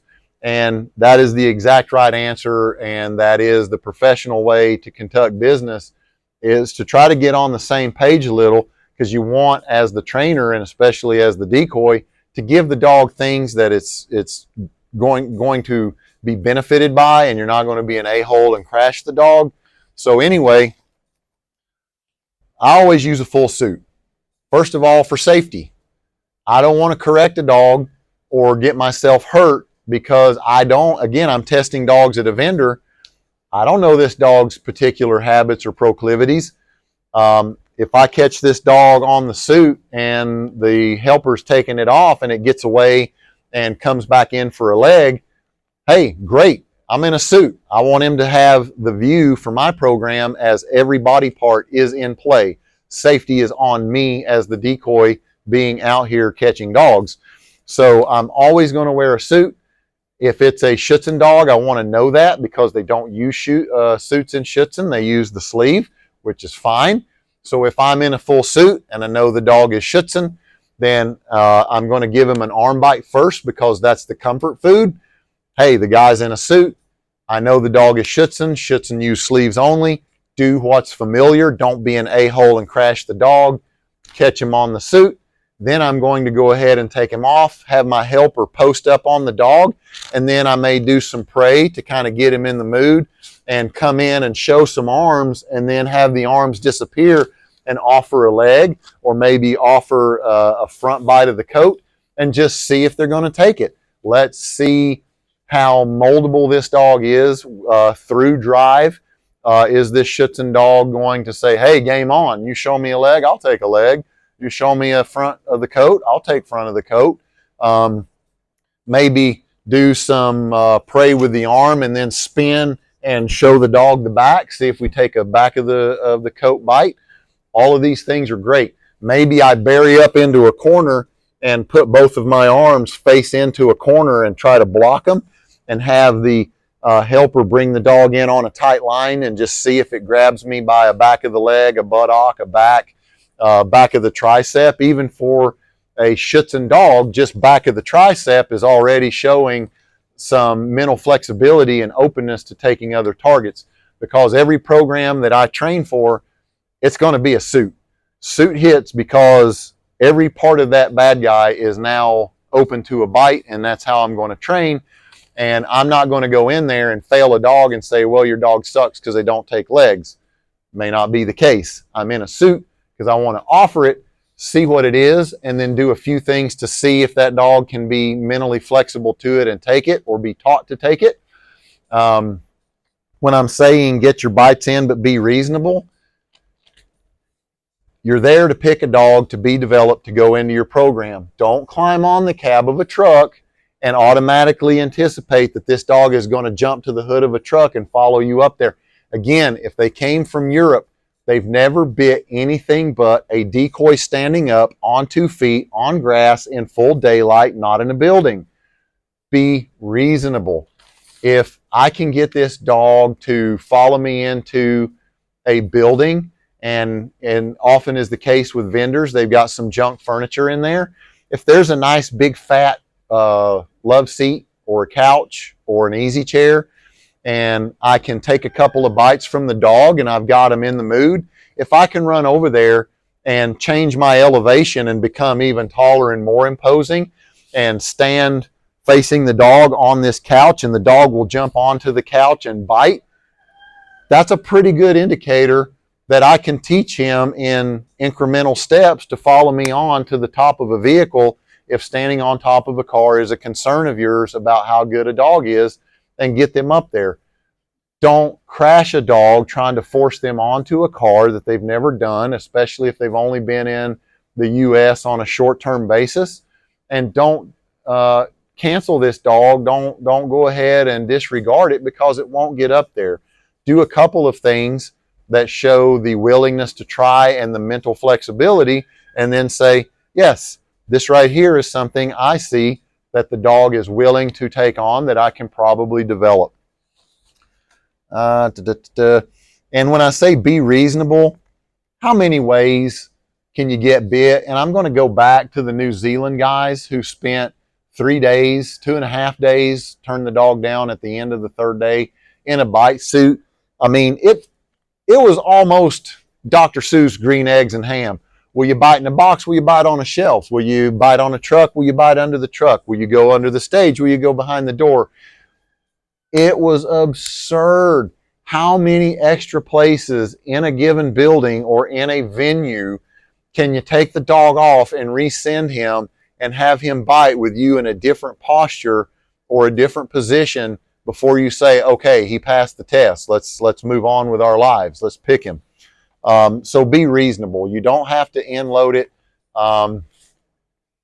Again, I keep it simple. I'm in a full suit. Take a couple outside the building, invite him through the doorway, maybe into a partially lit room, maybe onto a piece of furniture. Post up, try some back, offer some leg, into a corner, put a little pressure on, take a little pressure off, and maybe some stairs. And stairs are a thing all to its own. If I go onto the stairs and the change of elevation freaks them out and they break contact, does that mean I move to the landing and then the dog comes up and bites me again on the landing? They're from Europe. They've only been on flat ground. Stairs aren't a disqualifying factor, especially if the dog shows that they're willing to try to fight through it a little bit. That's something you can train. So don't go crazy and put these dogs out of their mind on bites and put a ton of pressure on them. The origin story. I put another caveat note here, beware. If you go to the vendor, always ask for that origin story. Where did this dog import from, and what do you know about its prior experience in Europe? And the reason I'm coming back to that with that asterisk is not just because are they familiar with a sleeve or a suit? Have they done this? Have they done that? But also, this gives you an idea of how close is your stateside vendor to their European contacts. If they are importing dogs and they don't have at least some baseline information about country of origin, whether it is, and you'll be able to know pretty quickly if it's a back tie dog or if it's a sport club dog, if they don't have basic information to give to you apart from your testing and assessment, then we're going to be looking at how closely tied to their European contacts is this vendor? How close do they really work with it? And what is that relationship like? If they can't answer basic questions about the origins of this dog and who they're getting them from and where they're getting them from, then you need to buyer beware immediately from the get-go. That's not okay. I know this thing's super long. I'm at the last of it. There's other ways I could go, but I'm going to try to bring it in for a landing. After I have made my final decision, normally you're working with a vendor that has some kind of a return period, a consignment period. Don't go home and get stupid with this dog and create problems. Know that you're training a dog. If you wanted a push button dog, you should go to the vendor and be upfront and have the budget to pay for that. Say, look, I'm looking for a fully trained dog. I really don't know how to train, or I don't want to put the time in. Don't be an a-hole and go home and try to, out of the vendor's line of sight, out of their purview, say, go home and do all of this over-the-top bullshit and crash a dog and then take it back and tell them their dog is junk when it's really your fault. So with that being said, work with a vendor that has a consignment window. If they don't, then they've probably been burned by a-holes before and don't necessarily hold that against them.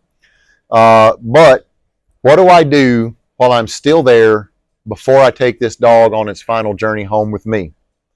After I have told the vendor and made them aware of my intent to take this dog, first thing I'm going to do is give it a bath at their facility. Every facility worth a nickel has got a place where you can groom and bathe the dog before you leave. They've been in a kennel. They stink. Be a professional. If you're on a buy trip at a stateside vendor and you're staying in a hotel and you're taking that dog back to the hotel with you, don't take a stinking ass kennel dog back to your hotel room and then make this hotel close their doors to other buyers bringing dogs in when they're testing dogs at that vendor in the area. Plus, there's a second piece to this. That is one of my rapport and bonding exercises. I'm going to go in here, put my hands all over this dog, start getting used to it, see what it's like when I've got to touch all over it, see if this dog tries to eat me. This is the two of us getting to know each other. This is me providing care to that dog, showing it, hey, you and I got a long road ahead with each other. I'm going to go ahead and soap you up. We're going to make you, let's do hat tip Adam Sandler, don't mess with the Zohan. I'm going to make you silky smooth and make you smell good and feel good. And we're going to get used to each other. So bathe the dog. Step 2, go to the hotel and hand feed this dog. I'm going to go in there with a ration of food and turn on the TV, and I'm going to sit there with that bowl of food, and I'm going to start hand feeding this dog directly from the pan right there. Then we should have had a pretty full day of testing and or adventure walking and looking at environmentals and new scenery. We've had a bath. We've hand fed this dog its evening rations. And now I just want to hang out in the room with it while I watch a little bit of TV and drink a beer. This is going to see if the dog, what it's going to be like on our road ahead. Can the dog shut it off and just relax? Can it sniff and walk around and pace about for a few minutes and then lay down and get calm? Can I get this dog to relax outside of a crate? Is it mentally stable and have enough clarity for me to work with long term? Because I still have a window. We haven't left yet, and I've got my notes. I already know who my second and third pick would have been if I didn't get this one. If something goes off the rails at the hotel, I can still go back and say, hey, I've changed my mind. I'm not taking this dog. Give me this other one. And then I'm going to bathe it and go through the whole thing again. But hang out at the hotel. I'm not speaking out of turn here.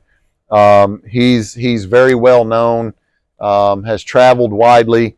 Brian Mowry, the Secret Service patrol trainer, the dogs that are on the White House lawn and travel with the president, they have a detection side and a patrol side. And not only do I agree with this, but this is exactly a Brian Mowry thing. Brian Mowry, one of his tests before he told you who he was taking, when I was presenting for Von Lick as the vendor's representative, Brian would take 2 or 3 dogs back to the hotel room and he would give them a bath and clean them up so he wasn't doing a disservice to the hotel. But if Brian couldn't jump that dog up on the bed and have them sit there and watch TV and get along with this dog and coexist with it in a normal fashion, then he wasn't taking it. He had his bites, he had his tracking, he had his area search, he had his toy thing, he had all of that. But at the end of the day, if he couldn't wear that dog down to a reasonable level of contentedness through physical activity and go sit on the bed with that dog and watch TV, he's not taking it. And I don't disagree with that as an expectation. If that dog's got to ride in a patrol car, if this is a CQB dog who needs to ride in a Suburban with a team pulling up to a hit, if this dog can't manage having a good active day and then calm down and build a little rapport and hang out with you in the hotel, you don't have to be big spoon, little spoon on the bed necessarily, even though Brian would, and I do sometimes. Even if it doesn't reach that level, it ought to be able to be clear enough and mentally stable enough to hang out with you in the room. And that was absolutely something he did. Now, you may be saying, this sounds absurd. If you want to, he is a great follow on Instagram, personal acquaintance of mine, friend, Air Force handler, canine, own business, go to Frequency Canine. I took Ryan Troster of Frequency Canine when he was still active duty Air Force to Von Lick Kennel. I bought a spare dog for 7th Group named Dumo, and he watched me do exactly what I just told you. I looked at that dog. It took me 30 minutes to pick this dog. I did everything I just said in that order. We odor tested, toy, hunt, drive, track, went through the rooms in the training barn at Von Lick, caught the dog on a few bites, washed the dog. He went with me to my hotel room and watched me sit and hand feed Dumo. Took this clean dog, jumped him up on the bed, and we sat there and watched TV. That dog, took him back. I imprinted it on odor, fully trained that dog, had it on bird dog directionals, back, over. I could work an IED lane just like you were working a bird dog. It would stop, reverse, sit, look at me. I could do over, back. Fully trained this dog, and my selection of that dog before I said yes, this was the second dog I looked at that day. The first one they brought in there for me to look at, they gave it a toy, and immediately within seconds, this dog had frothing shoestrings of slobber and bit his tongue and was bleeding. And I told the staff, just take that away, take that out of my sight. And it was snarling and shaking its head and slinging shoestring slobber. They bring out Dumo. I didn't even test another dog after that because I was there to find a dog that fit my training matrix that would be a great fit with a wide variety of people. And I knew that I could train that dog in short order and that he would be awesome. Ask Ryan Troster at Frequency Canine. If that did not happen, I picked that dog in 30 minutes, and within 4 weeks, this dog was completely polished and ready for an end user to take to combat. So it doesn't have to be long and drawn out. Once you find what you're looking for, don't keep looking for dogs. Vendors aren't always trying to hold the good stuff back. Sometimes you find what you're looking for. Don't over test. Don't drown in information. If you find one and you like it and he's good, say, I'll take this one. Once it's past everything, good to go. Take it home and make it absolutely awesome. Trying to think ahead. Oh, the bullseye. Last piece of information. I know this thing is super long. I'm sorry. I can't help myself. Don't make your bullseye the size of a dime. What do I mean? I'm not going to name the unit. It doesn't matter, but it is a very, very high profile unit that was participating in the global war on terror. And for the longest time, their selection criteria before they pulled the first toy out or gave the first bite was as follows. A Malinois, KNPV titled, at least PH1 or PH2, had to be no less than 2 years old, no more than 4. An intact male with both testicles, a male with all 4 canines intact, and a Malinois that was no more than 55 pounds, maybe 60, but I think it was 55 pounds. That's a tiny freaking bullseye. This was early in the GWAT. SOF MPC was not online yet. I had already made my contracting trip to Iraq in 2005, and this unit, that was their criteria. If it wasn't already an 8-point checkoff, not a female, not a German Shepherd, not a 75-pound Mal, not a Mal with 1 broken canine, not a Mal with a single testicle, if it wasn't everything that I just said, all inclusive, don't even put it on the list. Don't even pull it out. I don't want to see it. Don't make your bullseye so small or hold yourself to pre-selected criteria that you miss good dogs. Don't let your handler that you're buying for dictate to you the breed or the gender. Know that it's a preference and accommodate it if you can. View that as a nice to have, not a must have. If you go to a vendor and you say, I've got to have a male Malinois, and you let a shit hot female Mal or a shit hot German Shepherd pass you by, shame on you.